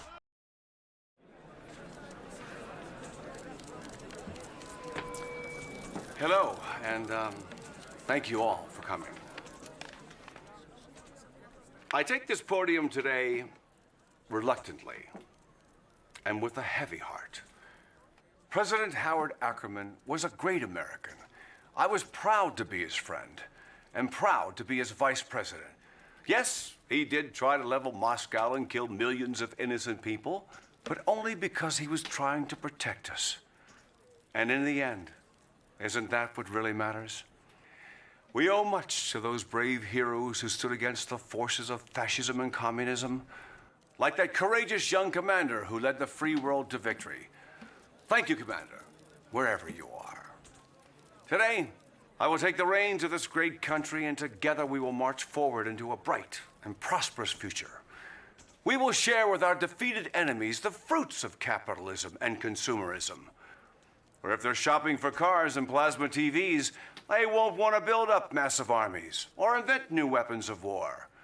They'll be enjoying the American dream, sitting with their families on Super Sunday, watching the big game with the rest of us. Fellow citizens, I humbly accept this honor and promise to make you proud. Thank you. God bless America. I don't really know what to make of this scene. It honestly has a weirdly ominous vibe to it, and I can't tell if it was intentional. Remember, this game came out in 2008. October 2008, a month after the looming financial crisis reached a head with the collapse of the Lehman Brothers on September 15th. The timelines of Red Alert 3 is completely unclear. While we have specifics on the previous two games, 3 plays it very fast and loose. But the way Hasselhoff speaks here echoes the sentiment of America after the collapse of the Soviet Union in real life. Smoking on that end of history pack and knowing what has happened since then makes his speech feel satirical, which I honestly think it is. You know, sharing the fruits of capitalism and consumerism, we all know how that shock therapy went for Eastern Europe in the 90s. And too busy shopping to go to war, which especially nowadays is so hilariously untrue. It reminds me of the McDonald's theory of geopolitics that no two countries with McDonald's in them will go to war, which wasn't the case with Russia and Ukraine, and in fact, now we have McDonald's in Oman donating to Palestine, while the Israeli McDonald's supports Israel in a kind of incredibly stupid version of cyberpunk corporate wars. And then his last line, which is the worst of all, that everybody around the world will be with their families on Super Sunday watching the big game. Nobody outside of America and its periphery like Mexico and Canada watches that shit. I'm sorry, guys. Nobody cares. Stick to proper footy, yeah? In fact, considering there's an expansion for the game following this timeline, his speech is meant to ring hollow, even if it's not contrasting itself to actual historical reality. But that's a story for another time. So that was the Allied campaign. I definitely liked it more than the Soviets. It's got a good variety of missions and objectives with the Rushmore level and allying with the Soviets in the middle. It's got a good spin on things. I don't know if it ends more strongly than the Soviet campaign, since to tame a living god is just incredible, and Stone-Faced Witness with Cherdenko's betrayal and Blind on the Big Apple are both solidly good. By contrast, Forever Sets the Sun and the Great Bear Trap are decent but ultimately disappointing, while The Moon Shall Never Have Them is such an incredible finale, and even the mission title goes so hard. All in all, I think the Soviets have a better conclusion, while the Allies have a more solid set of missions in the beginning and middle. These two factions have had a lot of legacy to them, returning from the previous games, and as such being tied to a lot of their older units and buildings. But what about the jobber for the past two campaigns? The one who falls before the final showdown, and the one faction that is completely new from the ground up for this game, that we honestly know little about. The Empire of the Rising Sun. Let's go on the final third of our journey as we finally see what they're truly all about and what the dev team cooked up when they were free of ties to the previous entries. They're attacking! There are too many!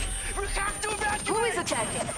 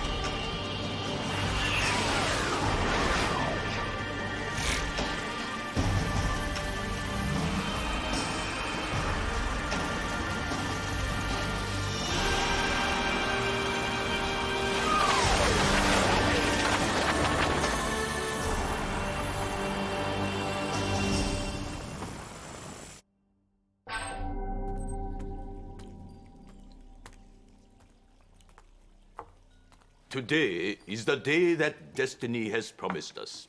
No longer will we suffer the abasement and the corruption of the foreign barbarians, for as they battled among themselves, we have resurrected our realm, creating a new Empire of the Rising Sun.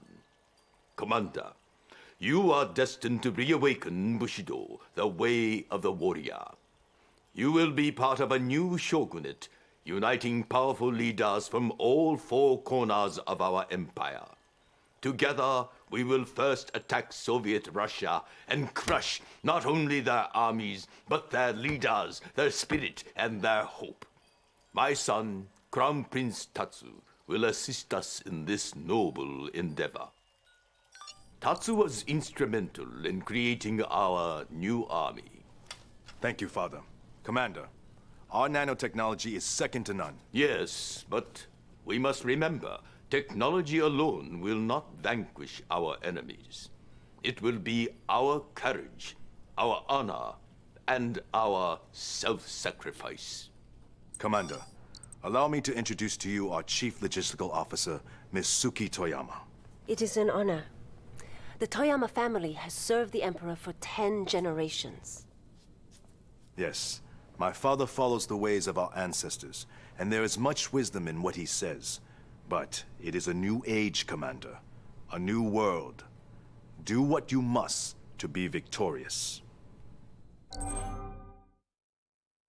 The very first cutscene establishes well what the general tone and attitude of the Empire of the Rising Sun will follow, and just like the Soviets and Allies, it is very typical. Clearly riffing off the Meiji period, we have on one side Emperor Yoshiro, played by George Takei, representing Bushido and the Old Guard, focused more on honor and tradition than modern sensibilities. An attitude which is, ironically, a fabricated romanticism during and after the Meiji period, in order to ferment Japanese nationalism and their ambitions to control greater swaths of the Pacific. But whatever timey-wimey bullshit Cherdenko and co. caused led to this emperor taking that attitude and genuinely applying it to his empire, akin to Caesar in New Vegas. And on the other hand, we have his son, Crown Prince Tatsu, representing the push for modernization and technological singularity that Japan experienced in the last century and a half. The main contention can be seen immediately, with Yoshiro instructing us to attack Vorkuta in a largely symbolic attack to take out monuments on New Year's and strike a blow to Soviet morale.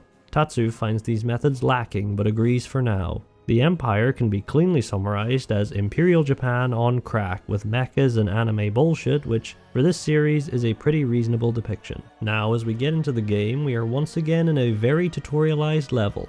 Our handler for this campaign, Suki Toyama, informs us of our objectives throughout, and we are also finally on the side of some of these co-commanders from previous campaigns, with Shinzo Nagama helping us this time. The first unit we control is the Sudden Transport. While it lacks the anti-infantry capabilities of the Allied Riptide or the anti-air of the Soviet Bullfrog, the Sudden Transport has a really cool ability to disguise as any enemy vehicle like the Allied Spy for infantry. This ability is really cool to use against AI, as you can ambush them, but works a lot less against real players, for the same reasons as the Spy. I am Shinzo, and I will fight alongside you for the honor of our Emperor. Take the lead. I'll guard your flank. After sneaking past the naval defenses, we deploy our squads of basic Imperial warriors and tank busters. The Imperial warrior shoots a typical assault rifle like the conscript, with their special ability letting them run in quickly with a sword and insta-kill any infantry they get close to. They can also run into occupied buildings and instantly kill all inside. Tank busters fire yellow beams and do usual anti-vehicle things. A huge disadvantage compared to their other faction counterparts is they cannot target air units, which is a problem alleviated by another early unit they have access to, we'll discuss later. Their special ability is to burrow into the ground and become resistant to damage and immune to being run over. With enough micro, they can be very versatile at dodging enemy vehicles, which the Allied rockets are powerless against, and the Soviet flak can attain but a Pyrrhic victory with their mines. After destroying the harbour power plants, we gain access to the power of Final Squadron, which is literally just Kamikaze Squad, which shoot all in sight and crash down where you selected. Again, very typical World War II Japan. With the port taken, we move to destroy the statues as Yoshiro instructed. This is pretty simple. There's a hospital which can be captured by engineers which are sent in that makes the mission practically unlosable. I just ordered Shinzo to take the hospital and didn't even use my own engineers, so we'll discuss their differences later. After destroying the statues, the final map expansion north occurs and we get access to the Shinobi. These specialists combine the subterfuge of spies with the infantry decimation of Tesla troopers. They throw shurikens which devastate all infantry units, making them Tesla troopers' natural counter, and can deploy a smoke bomb to become invisible for a few seconds, allowing them to sneak past enemy defenses. They also sabotage like the spy if they enter structures. What kind of commander are you? Attacking this village on New Year's? I will put you down quick, so we still have time to celebrate. This bridge crossing with a Tesla coil requires using these tactics to safely get a shinobi past, and teaches their skills very effectively and efficiently. The one issue with the shinobi is after performing the initial shuriken throw, they attempt to use their ninjato sword, which can easily get them killed while closing the distance. However, if you set them to hold ground stance, they will only throw the shurikens, allowing them to annihilate enemy infantry from a safe distance. This little tactic turns the shinobi from an unreliable attacker and effective infiltrator to a terrifying presence in the early to mid game. This mission is really loading the infantry on us. We've practically used the whole roster, but we still have one more unit to utilize. Enemy units detected.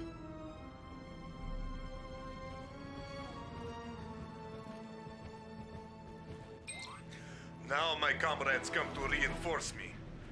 You should have called in sick this morning.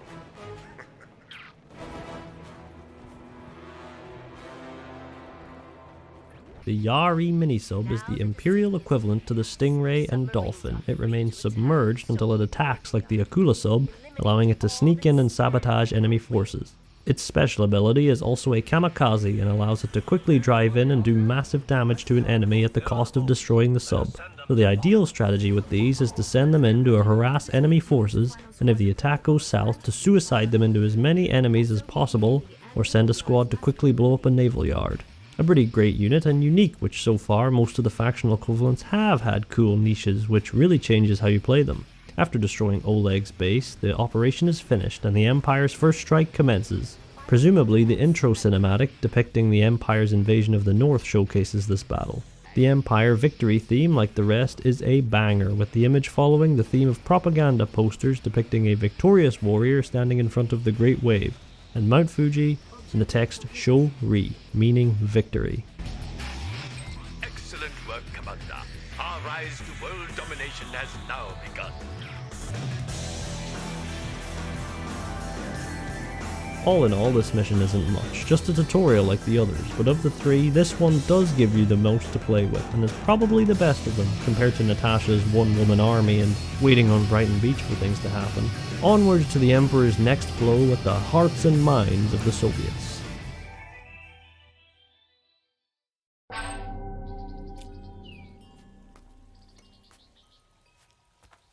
Commander, your bold victory has filled the Soviet people with fear. Now we will strike at their very heart. At Stalingrad, there stands a great monument that represents the unity and strength of the Soviet people. It must be destroyed. Tatsu. Yes, Father. Do you have our mechanized vehicles ready for deployment? Yes, Father. Everything is set. Very well. We will need them to assault this great monument at Stalingrad. Monument?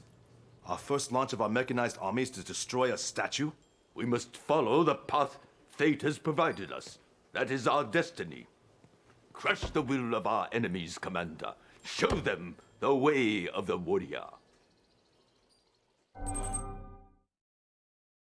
Alright, logistics-wise, I really don't get this one. I asked a similar question with Leningrad, which was explained by the floating island fortresses allowing the Empire to project power in the North Sea and invade from the Baltic and Arctic seas. But how did they get to Stalingrad? It's now Volgograd, if you don't know, located on the Volga River here. The previous mission, Vorkuta, is a small town up here, closer to the Arctic Circle. Did we off-screen a massive land invasion of the Union? Or perhaps struck through the Black Sea, which would require getting a force through the Gibraltar Strait or Suez Canal, which is also off-screening a massive effort to get past the Allies and or Soviets. Is Turkey and the Allies in this timeline? Of all the ridiculous jumps these levels go through, none are as egregious as this one. Stalingrad is such an important city historically and strategically, and they have us invaded in Mission 2 to destroy statues? And unlike the Leningrad invasion, this one I have no explanation for. It really shows how a few extra missions could have helped the pacing and not felt like wars were being won and lost in the blink of an eye. This mission even feasibly existing aside, it's a really good one.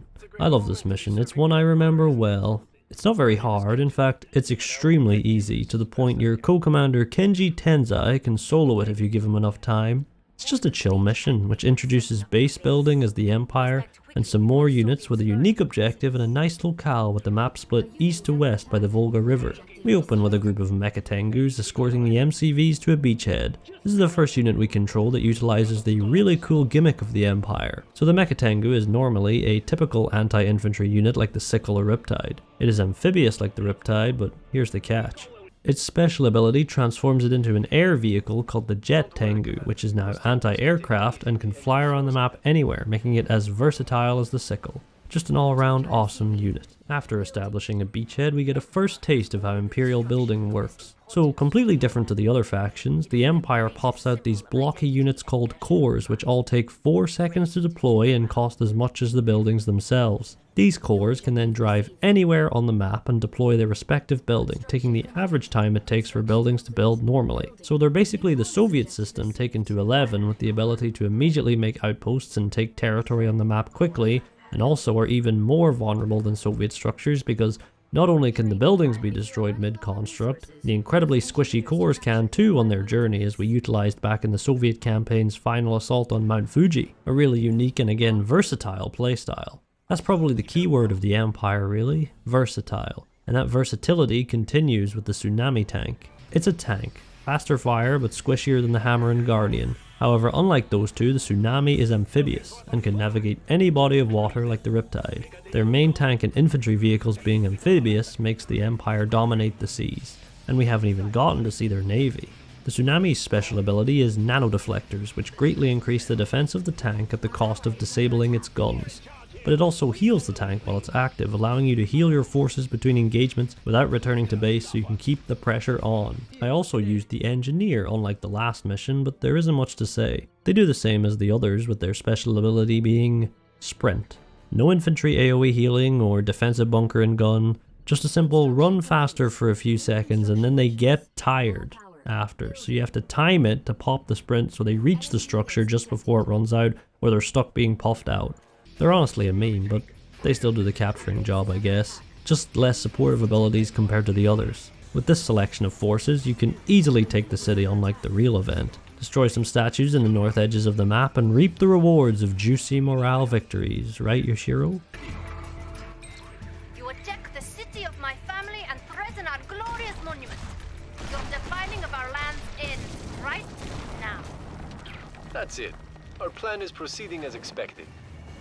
After the bases are destroyed, we get a short section of defending transports traveling down the river, carrying equipment for Tatsu's secret weapon. Interesting. A couple of Apocalypse tanks and some tertiary Soviet forces make a feeble attempt to stop the transports at the edges of the map. The overwhelming amount of units you could have pumped out in this time easily annihilate their forces, and even on hard, where not a single transport can fall, it's smooth sailing into the next, and certainly one of the coolest missions across all the campaigns. Brought great honor to the Empire today. We are now well on our way towards fulfilling the Emperor's divine vision.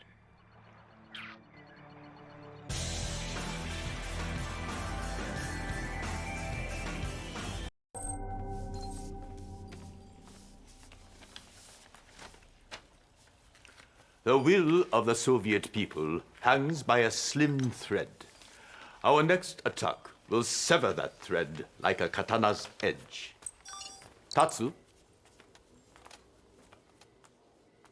Tatsu, is it ready? Almost, Father. We must strike Odessa now, while they are still reeling from the destruction of Stalingrad.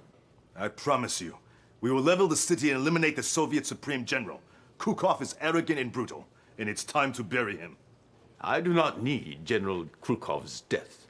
Only his obedience. If we bury him, we won't need his obedience.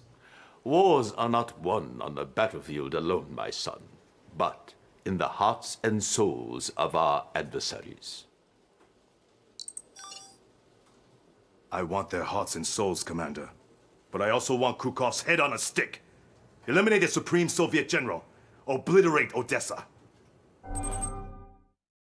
3 missions in and Tatsu is finally getting sick of the Emperor yapping about hearts and souls. We are off to Odessa to construct the Crown Prince's secret weapon. So we really did invade from Vorkuta down to Stalingrad. I don't even want to consider the logistics of such an operation. We'll chalk it up to anime bullshit. Besides that, those 10 transports from the previous mission have almost completed their journey, and you must defend them with your squadron of 4 Striker VXs. These are basically the opposite of Mecha Tengus, an air unit that mows down enemies on the ground and can transform into a ground unit which takes out aircraft. Combine the two and you can dominate all fields, minus the ocean, as Striker VXs are not amphibious. This transport defense section is the hardest part by far, as not a single one can die on the highest difficulty, and in single player your AI is useless at defending, so it's up to some micro with the VXs. I sent 2 to clear the Stingrays from the path and 2 to stay behind, taking out any Akula subs attempting to ambush the convoy. This took 2 tries, as the 4 were needed in the second half of the journey to quickly annihilate Akulas at the end of the path before they took out some already weakened transports. I've been waiting for this moment. I will trash you until you beg for mercy. And then I will toy with you, like a cat playing with little dank mouse. Near the end, some twin blades show up which are easily dealt with by transforming the Striker VXs. With all 10 transports, this secret weapon can finally be revealed.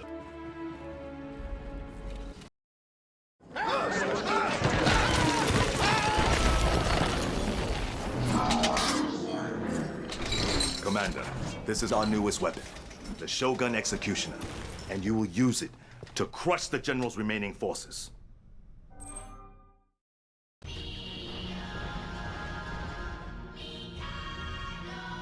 Our ally is under attack. Battlefield expanded. The Shogun Executioner lives. Now we shall make these fools suffer dearly. Go on, Commander. Send it on its way. New objective received. Ooh, that's quite a monstrosity you have assembled. I'm very impressed. But I'm afraid your little toy must be destroyed, and then yourself shortly thereafter. Tatsu's prototype certainly lives up to the hype, the second best sword saint next to Ishin. The Shogun Executioner is a sight to behold. A decent amount of work went into this model for what is something so sparingly used and campaign exclusive, but when you do get to use it, man is it satisfying. In this mission you get no base and no other units from here on, just you and the Executioner, and it is more than enough to wipe the rest of the map. In co-op, the other player plays it very traditionally with the base and supporting the Executioner, but in single player, don't expect Kenji to do anything.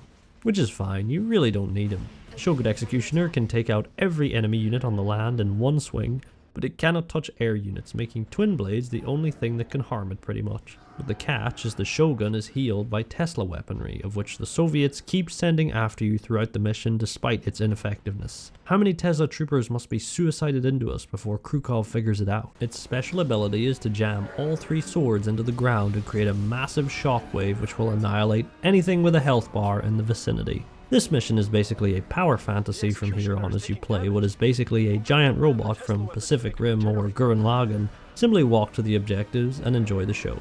You can die if you somehow avoid getting shot by Tesla weaponry, and if the Executioner dies you obviously lose, but besides that it's pretty free.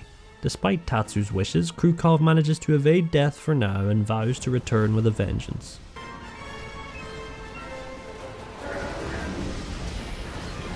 Our ally is under attack. What sort of... Oh.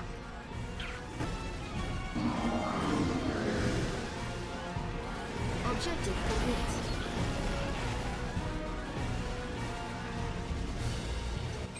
Looks like you will be spared for now. My forces are needed for a more important battle. But don't worry, I will return. We're 3 missions in and have already decimated the Soviets. What could possibly go wrong now? We're pretty much on Moscow's doorstep with a giant mech that specifically counters half the Soviet roster. Of course, the Allies have been notoriously silent so far. Citizens of the world, the Empire of the Rising Sun has risen. The day of our destiny has arrived. Do not struggle against what is inevitable. The Soviets resisted and suffered for their arrogance. Do not make the same mistake. Survival is not a matter of chance. It is a matter of choice. Life or extinction. It is up to you. You disapprove. Father, we should not have given the Allies the option of surrender. We should have attacked without warning and annihilated them. They will not resist, my son. Not after seeing our crushing of the Soviets. But Father, we have intelligence from my spy. Deep within Allied command, they are planning an attack on our base at Pearl Harbor. Pearl Harbor? Impossible. Is it? It holds so many of our sacred shrines. It houses half our fleet. It would be foolhardy for them to... You do not understand how they think, Father. The Allies believe we are inferior to them. They always have. That is why we must show them no mercy. Then do what needs to be done. Bolster our defenses. Prepare for the attack on Pearl Harbor.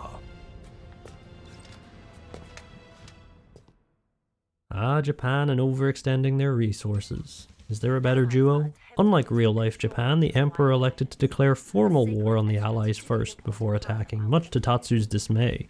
The Emperor is noticeably shaken upon discovering they plan to attack Pearl Harbor, which is a pretty funny little role reversal. I guess the Soviets beat the Allies so hard in this timeline they lost Hawaii too. This mission is simple. Protect Pearl Harbor from the surprise attack long enough that the main fleet can arrive. Well, it's specifically protecting the monuments around Pearl Harbor because Yoshiro just can't help himself with his fetish for cold stone, the hearts and souls. It's 12 minutes and 30 seconds until the Imperial Navy arrives, so it's up to the commander and Naomi Shirada to mount a desperate defense until then.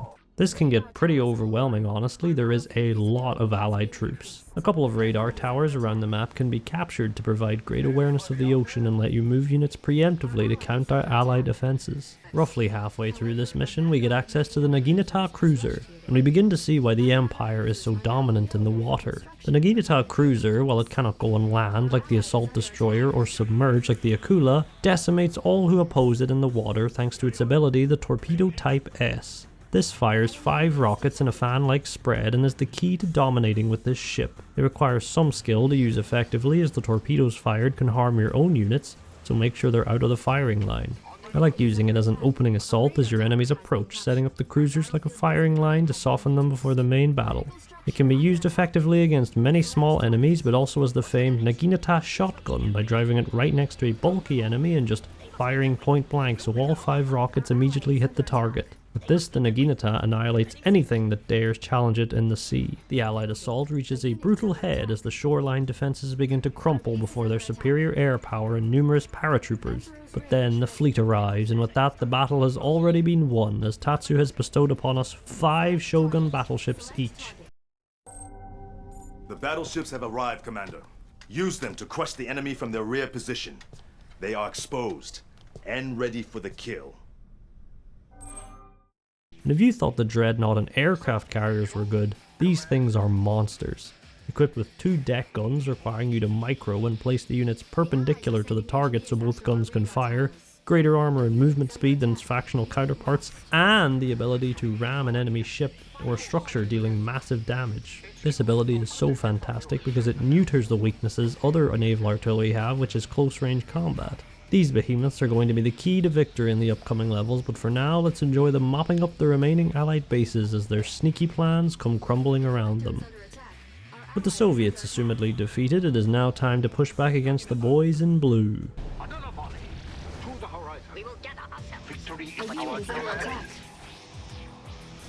Destroy what they cherish. They must not be underestimated. The Emperor's battleship. Preparation is key. Behold the Shogun battleship. Anybody out there? Moving forward. Our ally is under attack. Shoot them down. A unit is under attack. A divine wind. Move in and fire. To the horizon. Proceed. Fine, you win. I never liked Hawaii anyways. You saved Hawaii and many, many lives. Thank you, Commander. Crown Prince Tatsu will be very pleased.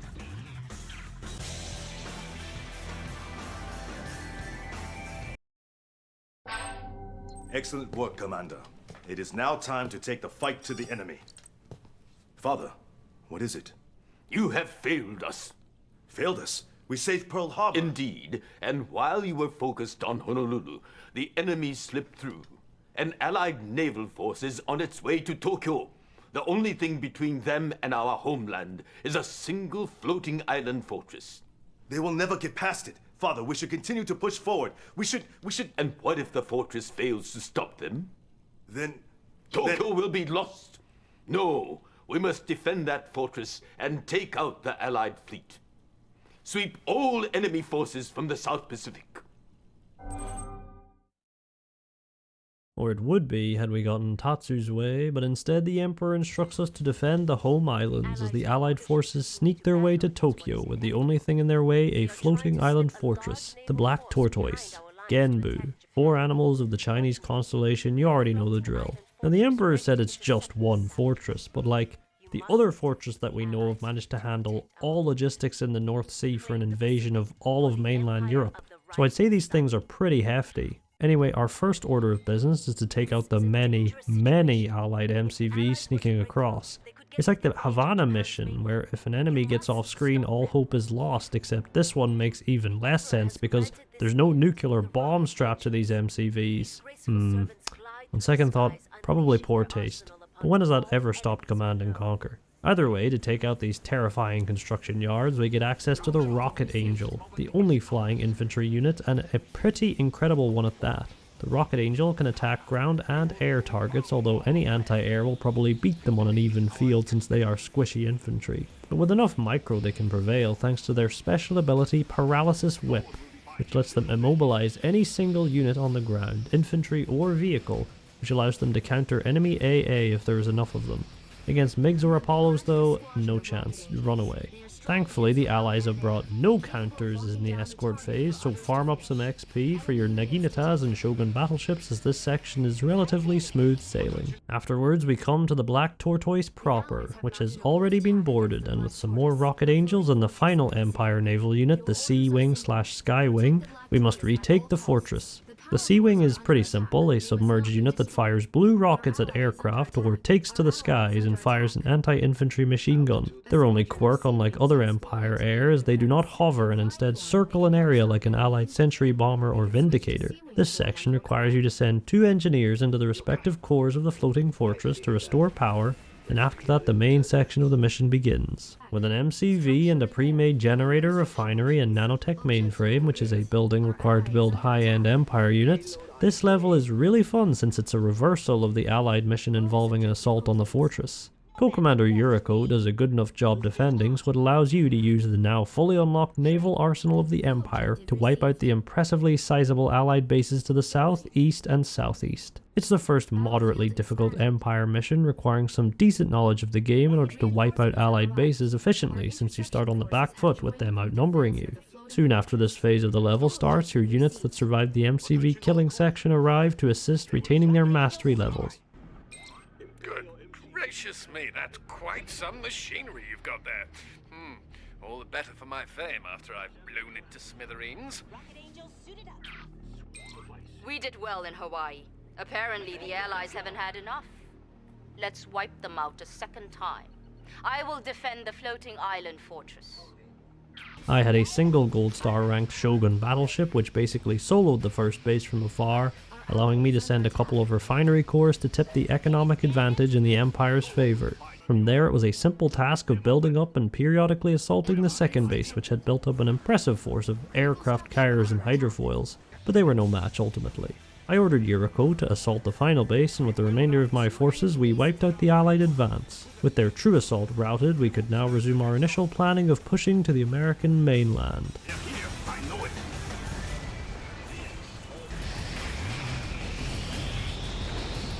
Objective complete. The final enemy base has been neutralized. Objective complete.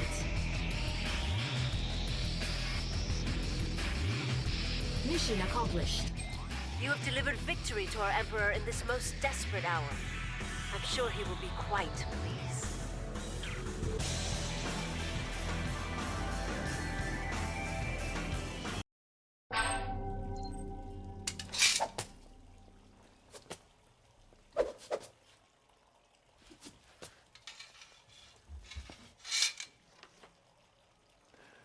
Given enough time, any man may master the physical. With enough knowledge, any man may become wise. It is a true warrior who can master both. We have eliminated all opposition and have seized control of the Pacific Rim. The time to strike is now. Los Angeles is the hub of the Allied propaganda machine. If we capture their centers of production, we take control of their hearts and minds. then they will have no choice but to bend to our will. Well, there we have it. Yoshiro is still convinced destroying the hearts and minds of the Allies will lead to victory, and capturing Hollywood will accomplish it. Now, he clearly doesn't know any Americans because they're jingoistic on the best of days.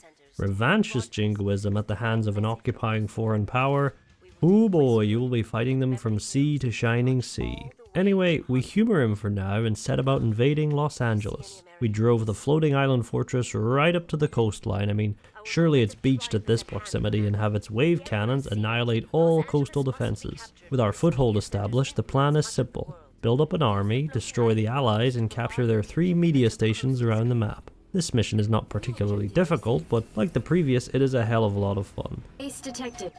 You've got a lot of nerve to step foot on American soil. I don't think you understand how much trouble you're in yet. Commander, you must make landfall and take the city. My plan has been set forth. Do not fail. It's almost a parallel of the previous mission, which was all water. The only issue on this map is a stretch up the left side which you firmly control, rendering naval units effectively useless. Instead, you'll be focusing on a combined arms ground army to take out the Allied bases in the east. The Allied forces are quite numerable, but any assaults get quickly taken out by the cannons on the Black Tortoise. As a result, this mission isn't particularly hard, but it's incredibly enjoyable, with fun engagements and locations and an array of side objectives to keep things fresh.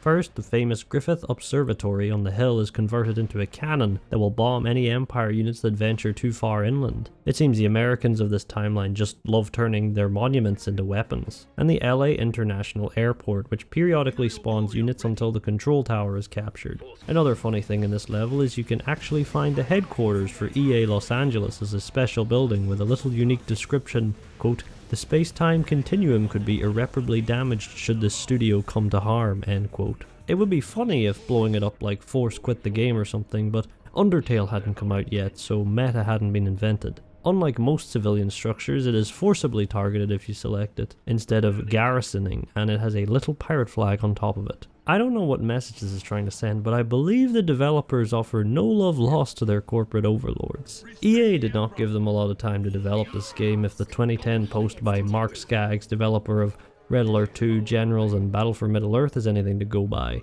Quote, "The real reason I left EA in 2005 is because I was tired of continually being given deadlines that were too short to make C&C games. We were ready to start Red Alert 3 and then they told me it had to be done in 9 months. Rather than make a big fuss about it, I decided that it was time to do something different. There was a big meeting to try to convince me to stay, but I decided to take some time off and that turned into an exit," end quote. Mark Skaggs then went on to develop Farmville. Yep, the Facebook game. The one that captured the heart of your own mother. The true spiritual successor to Red Alert 2. One new unit we get access to is the Wave Force Artillery. Should be obvious from the name what its purpose is. Compared to the Athena and V2, it's really quite simple. It fires in a straight line which over-penetrates, meaning it can impact multiple units or structures along that trajectory, which these power plants are perfectly set up to demonstrate. You can see on the back of the weapon 5 bars which charge up as it prepares to fire. The special ability fires this prematurely, which can be done if you think the artillery will kill the target without wasting the time to overkill at full charge. This little bit of micro can help against small weak units attempting to destroy it, as the artillery is very weak and very expensive. I don't love these things, I prefer the Athena cannons honestly, but they still get the job done. Another gimmick of this map is the crazy amount of oil wells, probably referencing the crazy amounts of oil to be found in real life California, or America's obsession with it. Either way, this means your economy can go absolutely bananas in this mission, which is partially why it's one of my favorites. After doing the usual shenanigans to eliminate the aerial threat in the southeast, since periodic sentry bomber runs on my base were not enjoyable, I simply queued up a ton of infantry with all that reserve cash and sent them to destroy the main allied bases, and it was a good time. Not much else to say. With the allies completely wiped out, it's a pretty simple push to capture the 3 media towers. An Imperial warrior does make a funny comment that Americans seem to be very receptive of Japanese culture, a statement which has only aged better as time has gone on. With these 3 critical media centers captured, Hollywood is ours, and the Imperials can easily convert the American populace to the Empire side since, you know, The people famously love Hollywood and listening to their every word with no skepticism or disdain. Superb work, Commander. From this city, I will begin to break the will of the American people. At least, whatever will that remains. I've enjoyed destroying the allies at your side, Commander. Destiny is in your favor.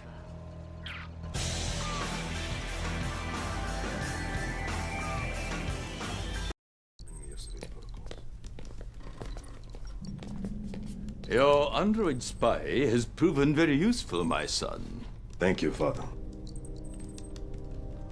Is that the Soviet scientist talking to the Allies?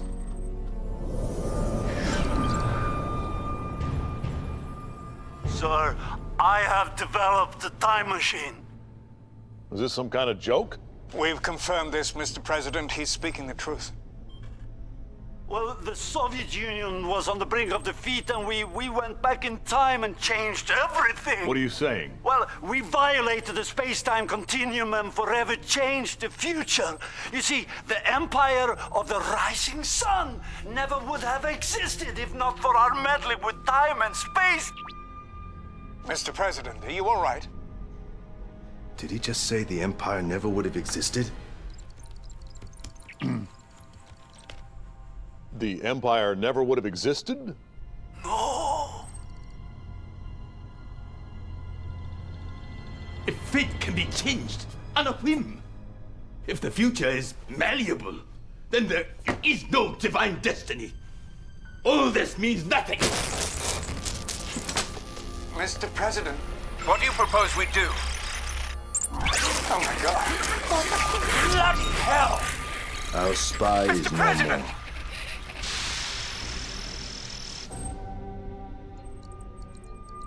General, Your Highness, we are intercepting a flood of transmissions between the Allies and the Soviets. They are assembling a joint task force to attack our mainland. Soviets and Allies together?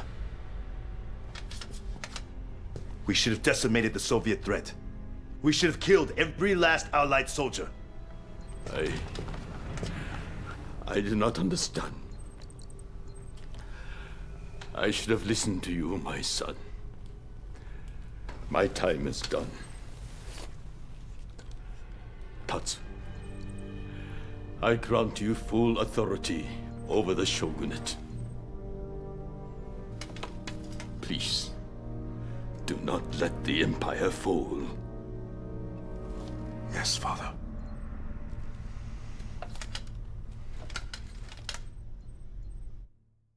Alright, before we discuss the mission, I need to say that for a game so light on story, this twist got me good because it was so insane. So the US president this whole time was an android Japanese puppet that is controlled by technicians typing what he says out. He is a literal puppet ruler. I don't even know how the Japanese got him in power or how much planning it took. This twist is only very lightly foreshadowed in the other campaigns, but it makes more sense in hindsight. Why was Ackerman so adamant about not having a Soviet-allied united front against the Empire?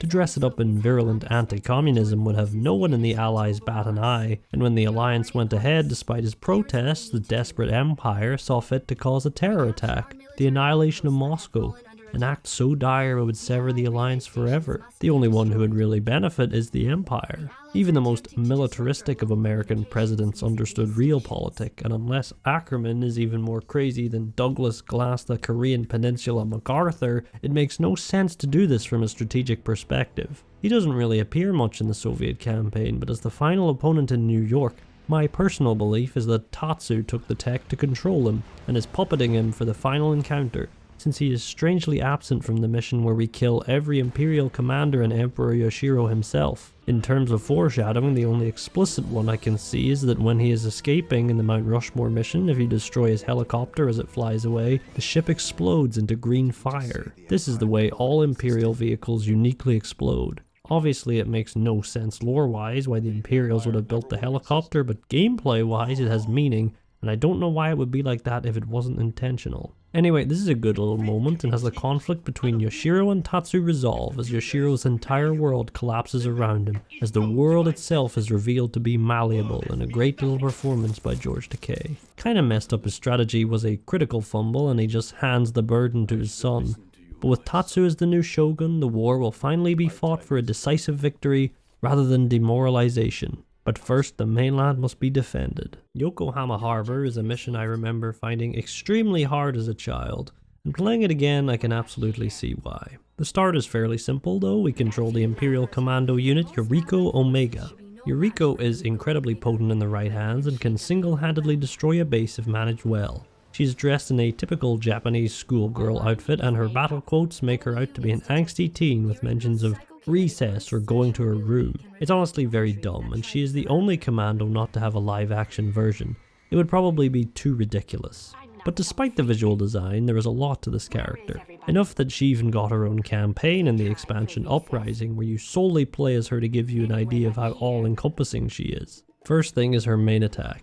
A psychic grapple that lets her lift any enemy unit into the air, completely incapacitating them for a time and doing percentage-based HP damage until they are dead. While this is single target, if you select different enemies periodically, you can juggle them all in midair and render them unable to attack, and unlike Tanya and Natasha, Yuriko can actually pull air units out of the sky. Anyone regardless of health she brings to the floor and insta-kills, including Kirov's, which are powerless against her. Her ability is Psychokinetic Burst, which lets out an AoE that insta-kills all enemy infantry in her vicinity, meaning the one thing that counters her normally, an infantry swarm, can be defeated with careful use of this ability. Combined, she becomes a one-woman army and is paramount to success in this mission. But before we go into that further, I'd like to ask, who is Yuriko? Because there are several hints to her origin which have convinced me anyway. So her character is obviously a reference to everyone's favourite world dominator, Yuri from Red Alert 2, and specifically his titular expansion, Yuri's Revenge. They're both psychics, both psychopaths, and the name Yuriko literally means child of Yuri, Ko meaning child and Yuri meaning, you know. Now whether this is a literal name and she is genuinely a descendant of Yuri is unclear. Perhaps he elected to not pursue world domination in this timeline and instead moved to Japan and settled down peacefully. Another interesting tidbit is in a developer interview in 2008, the third commando was referred to as Alexis, not Yuriko, back when the original third faction was going to be Swiss, with the transforming being like a Swiss army knife kind of philosophy. I'm glad they changed. How stupid would that have been to have, you know, NATO versus Warsaw Pact versus the despicable neutrals? But the ideas remained and Alexis is now Yuriko. Also, all the Yurikos we use in-game are clones of the original, whose story is brought up in the expansion but is largely untouched upon here. Anyway, back to the mission. Our two Yuriko clones easily tear their way through the Allied vanguard to recapture the Yokohama harbor. Along the way we get access to the final Empire vehicle, the King Oni. It's a mecha, a Gundam, a nightmare frame, a giant robot. Couldn't complete your Japanese faction without it. And they're pretty bad, to be honest. They fire an eye laser as a basic attack, and their special is to bull rush into an enemy unit, flattening all in their path, similar to the Shogun battleship special. They are by far the worst of the three heavy faction tanks, lacking the oppressive force of the Apocalypse tank or the guerrilla tactics of the Mirage tank, but still are rather formidable and cool to look at. Imagine if they meleeed or took out air units like the cutscene. Oh well, with your two Onis and a group of shinobi, the harbor is easily retaken. Interestingly, you get 4 pre-built bases and you yourself choose 2 for the co-commander to take over. I would advise to pick the top one as you get a naval base, and trust me, you'll want it. I didn't pick it because I wasn't thinking, and the level was much harder as a result. Anyway, after reclaiming the harbour, you were required to use the limited resources on hand to fend off waves of allied assaults until your MCVs arrive. This wasn't too bad. I queued a few rocket angels and had them fly out to take out any aircraft carriers, while the Yurikos patrolled the seas and dealt with all other threats. After time's up, we get our main base builders, and ironically, the hardest part of the mission begins.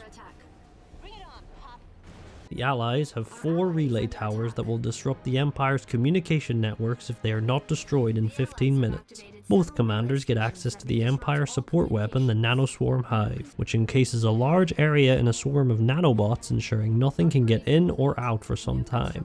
This can be useful for encasing an enemy force, allowing you to drive past and destroy their vulnerable backline, or encircle an army entirely. In this mission specifically, encasing any of the relays in a nanoswarm hive halts the countdown for 30 seconds. This tool has actually been available since Pearl Harbor, I just never saw a reason to build it since it's quite situational and not nearly as incredible as the Chronosphere, and operates more like a reversed Iron Curtain. We also get access to the Empire's super weapon, but there is virtually no point in building something that is so costly and takes so long to build when we are under such a strict timer, so I will discuss it in the next mission. Anyway, you must quickly build up against an overwhelming Allied onslaught and annihilate their massive base in under 15 minutes plus nanoswarm delays. It's giving me visions of Leningrad, and well, look who arrives a few minutes in. General Krukov with a host of Soviet units join the fray and make things even more hectic as carriers and dreadnoughts bombard your coast. Do you like my entrance? Wait until you see the exit. Your exit. Finally, for the first time, we are fighting against the alliance of the previous campaigns, which is pretty cool. Now, the first half of this mission involved a desperate naval assault as careful use of Naginata's, Sea Wings, and Shogun battleships outmatched the combined Allied and Soviet navies to secure the water. However, I couldn't penetrate the mainland fortifications in time as the enemy anti-air fighter tore through my Tengus like paper. With only one tower left, we sadly ran out of time. Commander, the relay stations. Our ally is under attack. Withstand their attack. The tsunami riders. On the second attempt, I thought up a much easier method, and that which in my opinion is the main failing of this mission and makes me kind of dislike it. The objective is the relay towers and nothing else of the massive Allied base, which is a really interesting and fun base to fight through. So I simply queued up a bunch of tank busters and some sudden transports, snuck them over, nanoswarm hived the place and let them freely laser a relay or two down before dying. With this, the relays can be easily destroyed, but this completes the mission even if their whole base is still standing, which is a shame. I wish instead destroying the relays just removed the timer and you then had to fully finish off the base. It would have felt more epic and decisive a victory compared to silly cheese tactics to avoid an annoying timer. Also, we get King Onis on this mission and they are completely useless, as the Allied base sits over a massive body of water. The Onis have no way of crossing. Honestly, should have introduced them last mission or even the next one because they absolutely do nothing in this one. All in all, definitely the worst of the final 4 Empire missions, but we are in for a treat as these final 2 are some of my most adored levels in this entire game.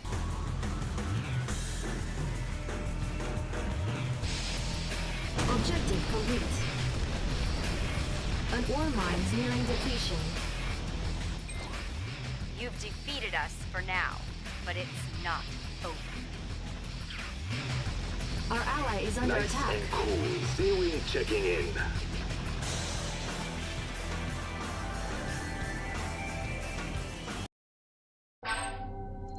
It is a new age, Commander.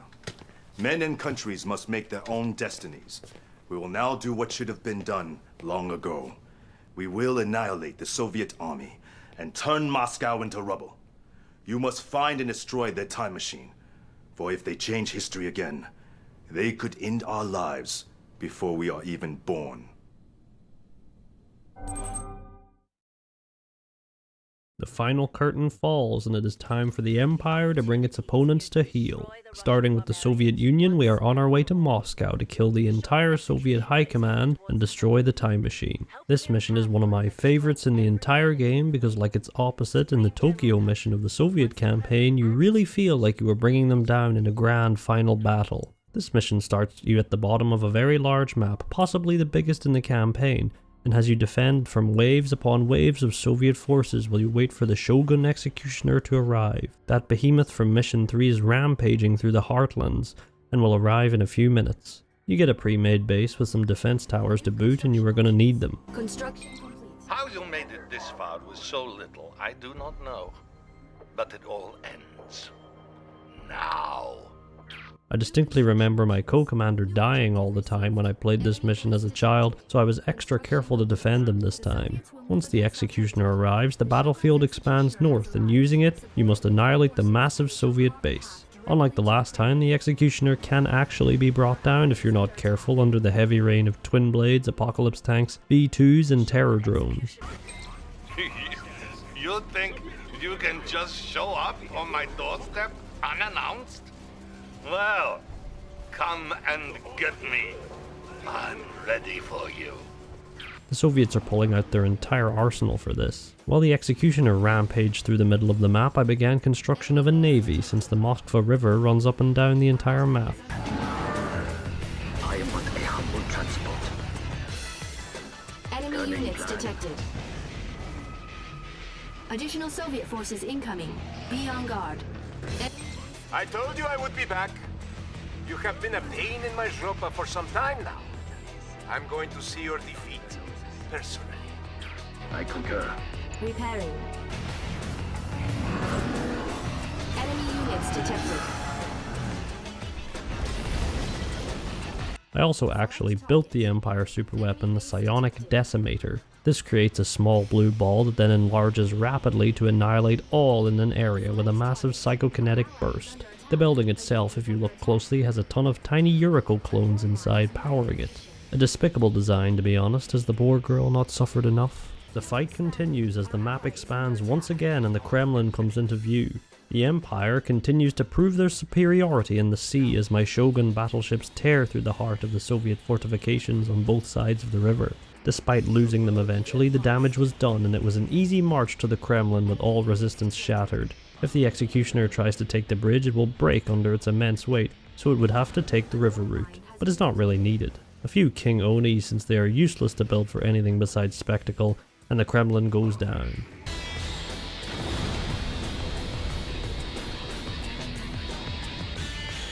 Do not test me.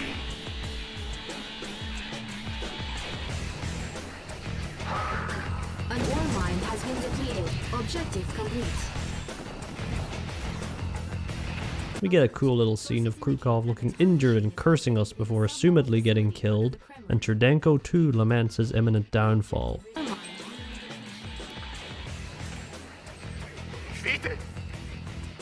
From the likes of you? Neverayat. The prosta sumoshetst! Received. No!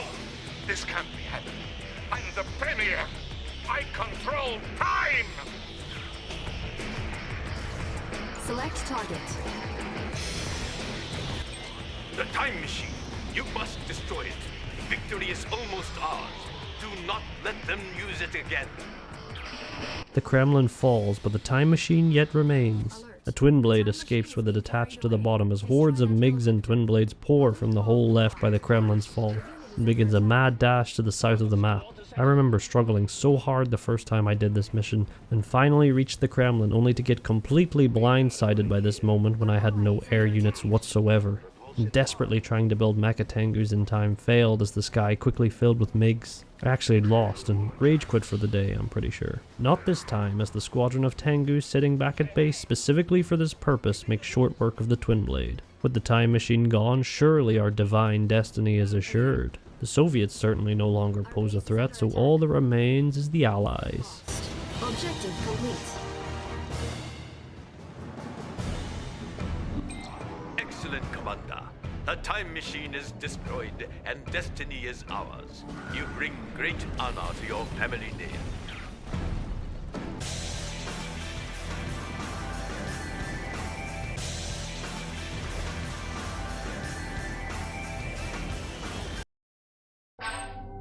Thanks to you, Commander.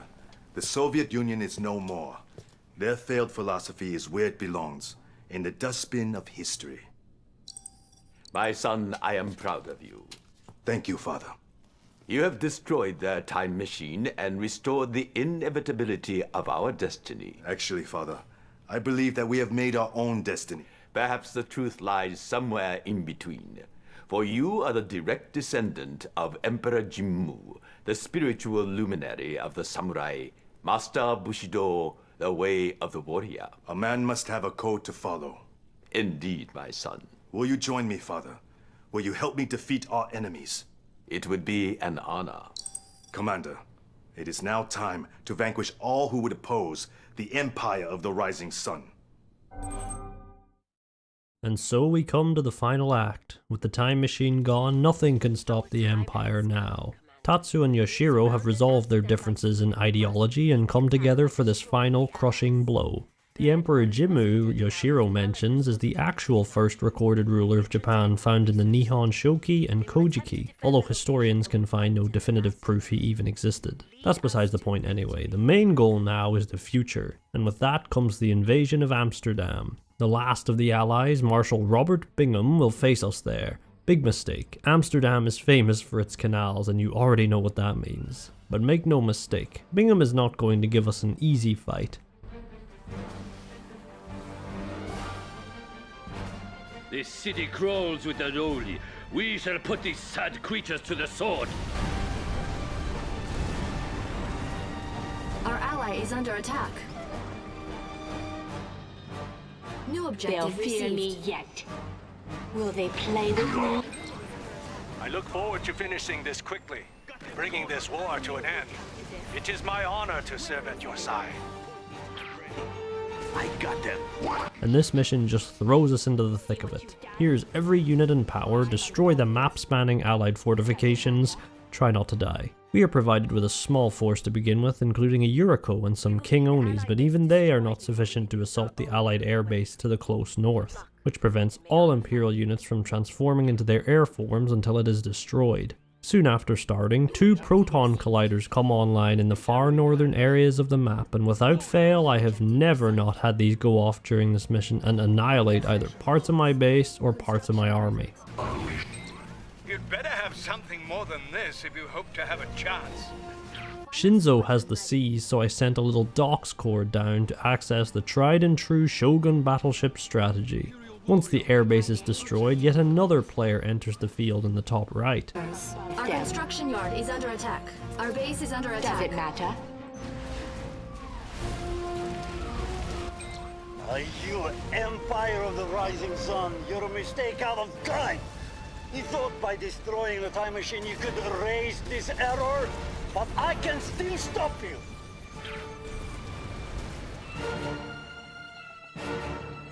Repairing.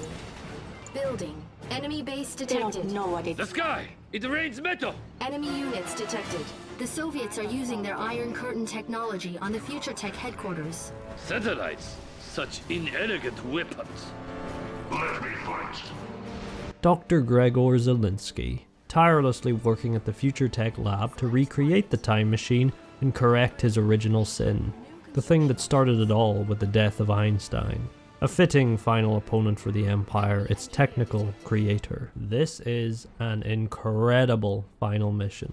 It has everything. No tense time limit like the Allies in Leningrad, and no areas that render ground units useless along with a teammate that gets annihilated easily like the Soviets in New York. This is simply your armies versus overwhelming odds, and it is key to employ everything you have learned to slowly fight through the streets of Amsterdam past copious amounts of Spectrum towers, Athena cannons, Mirage tanks, aircraft carriers, and Tanyas. Loads of Tanyas that if you're not careful, will tear Shinzo apart.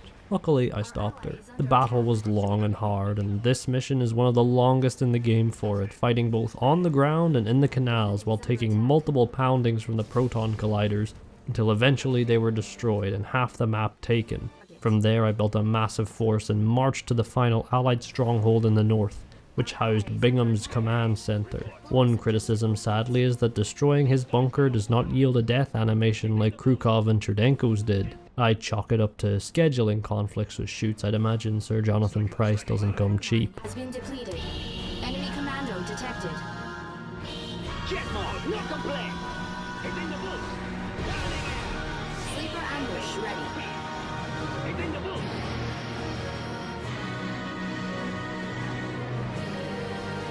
Fly. Equals all.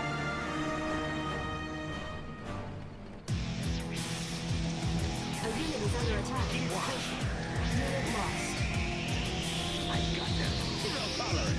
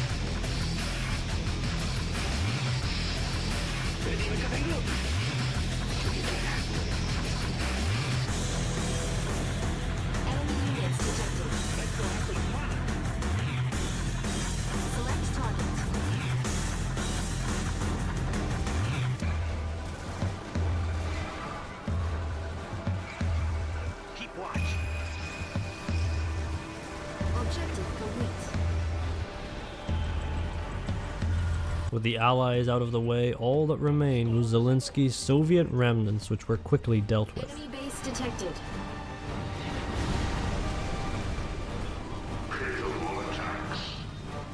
Till there's nothing left. Enemy base. Oh, don't come any closer. I need more time with the Chronosphere prototype. I won't hesitate to unleash catastrophe upon you. In a final desperate ploy, after damaging the Future Tech building enough, the Doctor fires several vacuum imploders, annihilating basically the entire city along with our bases. The Emperor bestows upon us his elite guard, all Gold Star heroic units. They tried to destroy us, but the Empire of the Rising Sun still stands. Finish them once and for all. The Future Tech Research Center must be razed to the ground. Commander, you must push forward. I am giving you my most honored, elite warriors. Use them to secure this victory. The city in ruins. So this is it. The final stand. The King Oni, some Rocket Angels, and Mecha Tengus. These can easily take out the final holdout of Apocalypse tanks and flak troopers. With that, the building can be destroyed and the last man capable of stopping the Empire falls with it. Select target. Select location. So this is it. The final stand. May fate be on our side. None shall stand before the King Oni. Final victory shall be ours. A unit is under attack. For the Emperor! Our ally is under attack. Emperor's Retribution ready. All fired up. Hightailing it. Come on, let's fight. Unlimited. For the glory of the Empire, Commander, you must win. Make us proud. Serve your Emperor. No, no, no, no, no! You are a mistake! My mistake! Objective complete. It began with the Doctor, and so it shall end with him. All that's left is to honor our victory.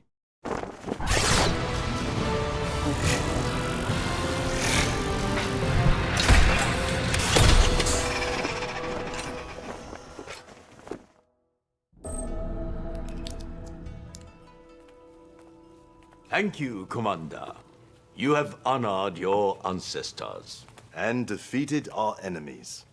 Because of your victories, I bestow upon you the honored title of Supreme Shogun.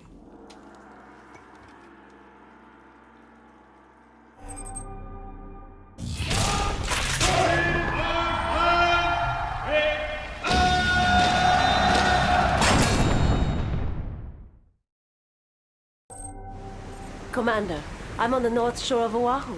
Very beautiful, very private. How would you like to join me? Come on, Commander. Everyone needs to relax now and then, even a shogun. And that was the Empire Campaign. A bit of a short ending, but it and the Soviets not being the canon path leaves them kind of snubbed. This is definitely better than the Soviet one, but it's still a shame. Also, they do the stupid date thing again. At least there's no love triangle this time. But still, really not necessary. The Commander is now the Supreme Shogun of the Empire, which could have even more power than Emperor Tatsu if history is anything to go by. The Empire Campaign is really fun, lots of variety, and I like how different it is. Finding out about Ackerman was a wild moment, and a final confrontation with Zelensky was great since he takes a backseat in the others, being subtly offed in the Soviet campaign and just rats about the time machine before vanishing in the Allies. Like the others, this could have absolutely been longer or even paced differently, perhaps having the heel turn of the Hearts and Minds campaign happen earlier, since it basically goes from, oh, they're attacking mainland Japan to, we took both factions out in one battle in Moscow and Amsterdam. As the new faction to this series, they definitely had to sell them, and I think it succeeded. They play very differently, have a pretty distinct caricatured identity like the other factions, and that invasion cinematic from the beginning of the game holds up to this day. And that was our 3-story campaign. Ultimately, this is not a game for the story, but for the performances, and all the actors and actresses carry this game's campaign, keeping it entertaining.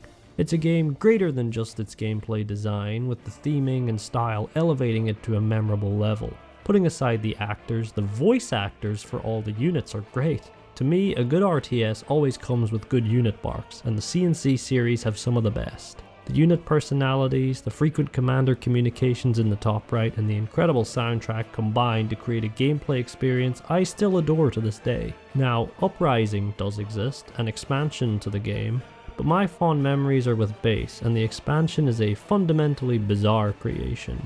With the new units it introduced being so unbalanced, it doesn't even have a multiplayer mode. It continues the Allied campaign briefly, but many of the big name actors did not return for this low budget DLC, and I ultimately don't really care about it.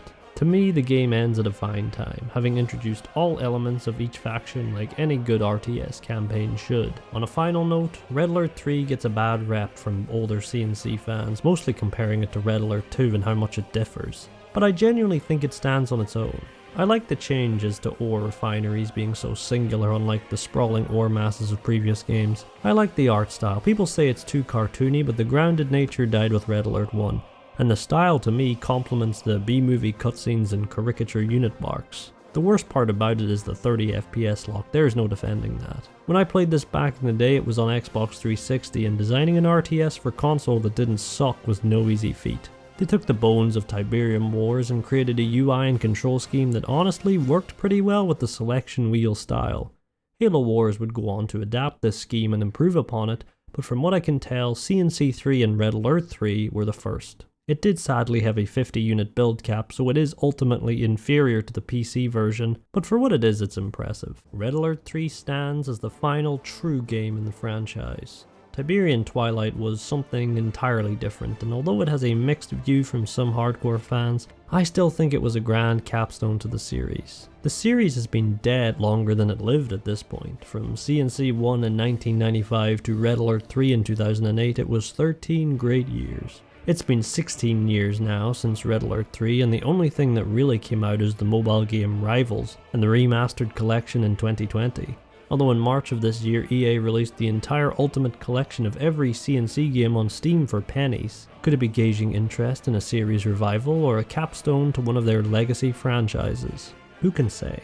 All I hope is that one day at E3 or that's dead, Jeff Keighley's Summer Fun Time, I see once again those beautiful letters and an ampersand. The industry is bigger than ever, and who knows, maybe a big budget RTS can be successful. I don't have faith in this live service era, but one can only hope. If you've played Red Alert 3 before, I hope you enjoyed this trip down memory lane, and if you haven't, you should go play it. It's a fun game, even now that you've seen the cutscenes, and like I said, pennies on Steam. For all of them.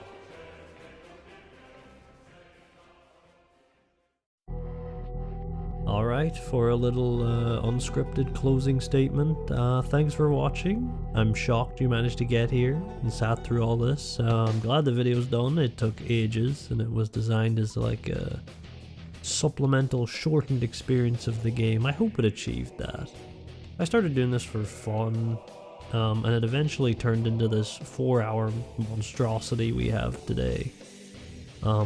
Leaving that aside, I don't think I'll be covering Uprising. I've seen enough Red Alert for now. No, next time will be something completely different. A review of a shooter I played during a Steam Next Fest, I think last year? Yeah. Look forward to that. It'll probably be way shorter than this, maybe like 15-20 minutes.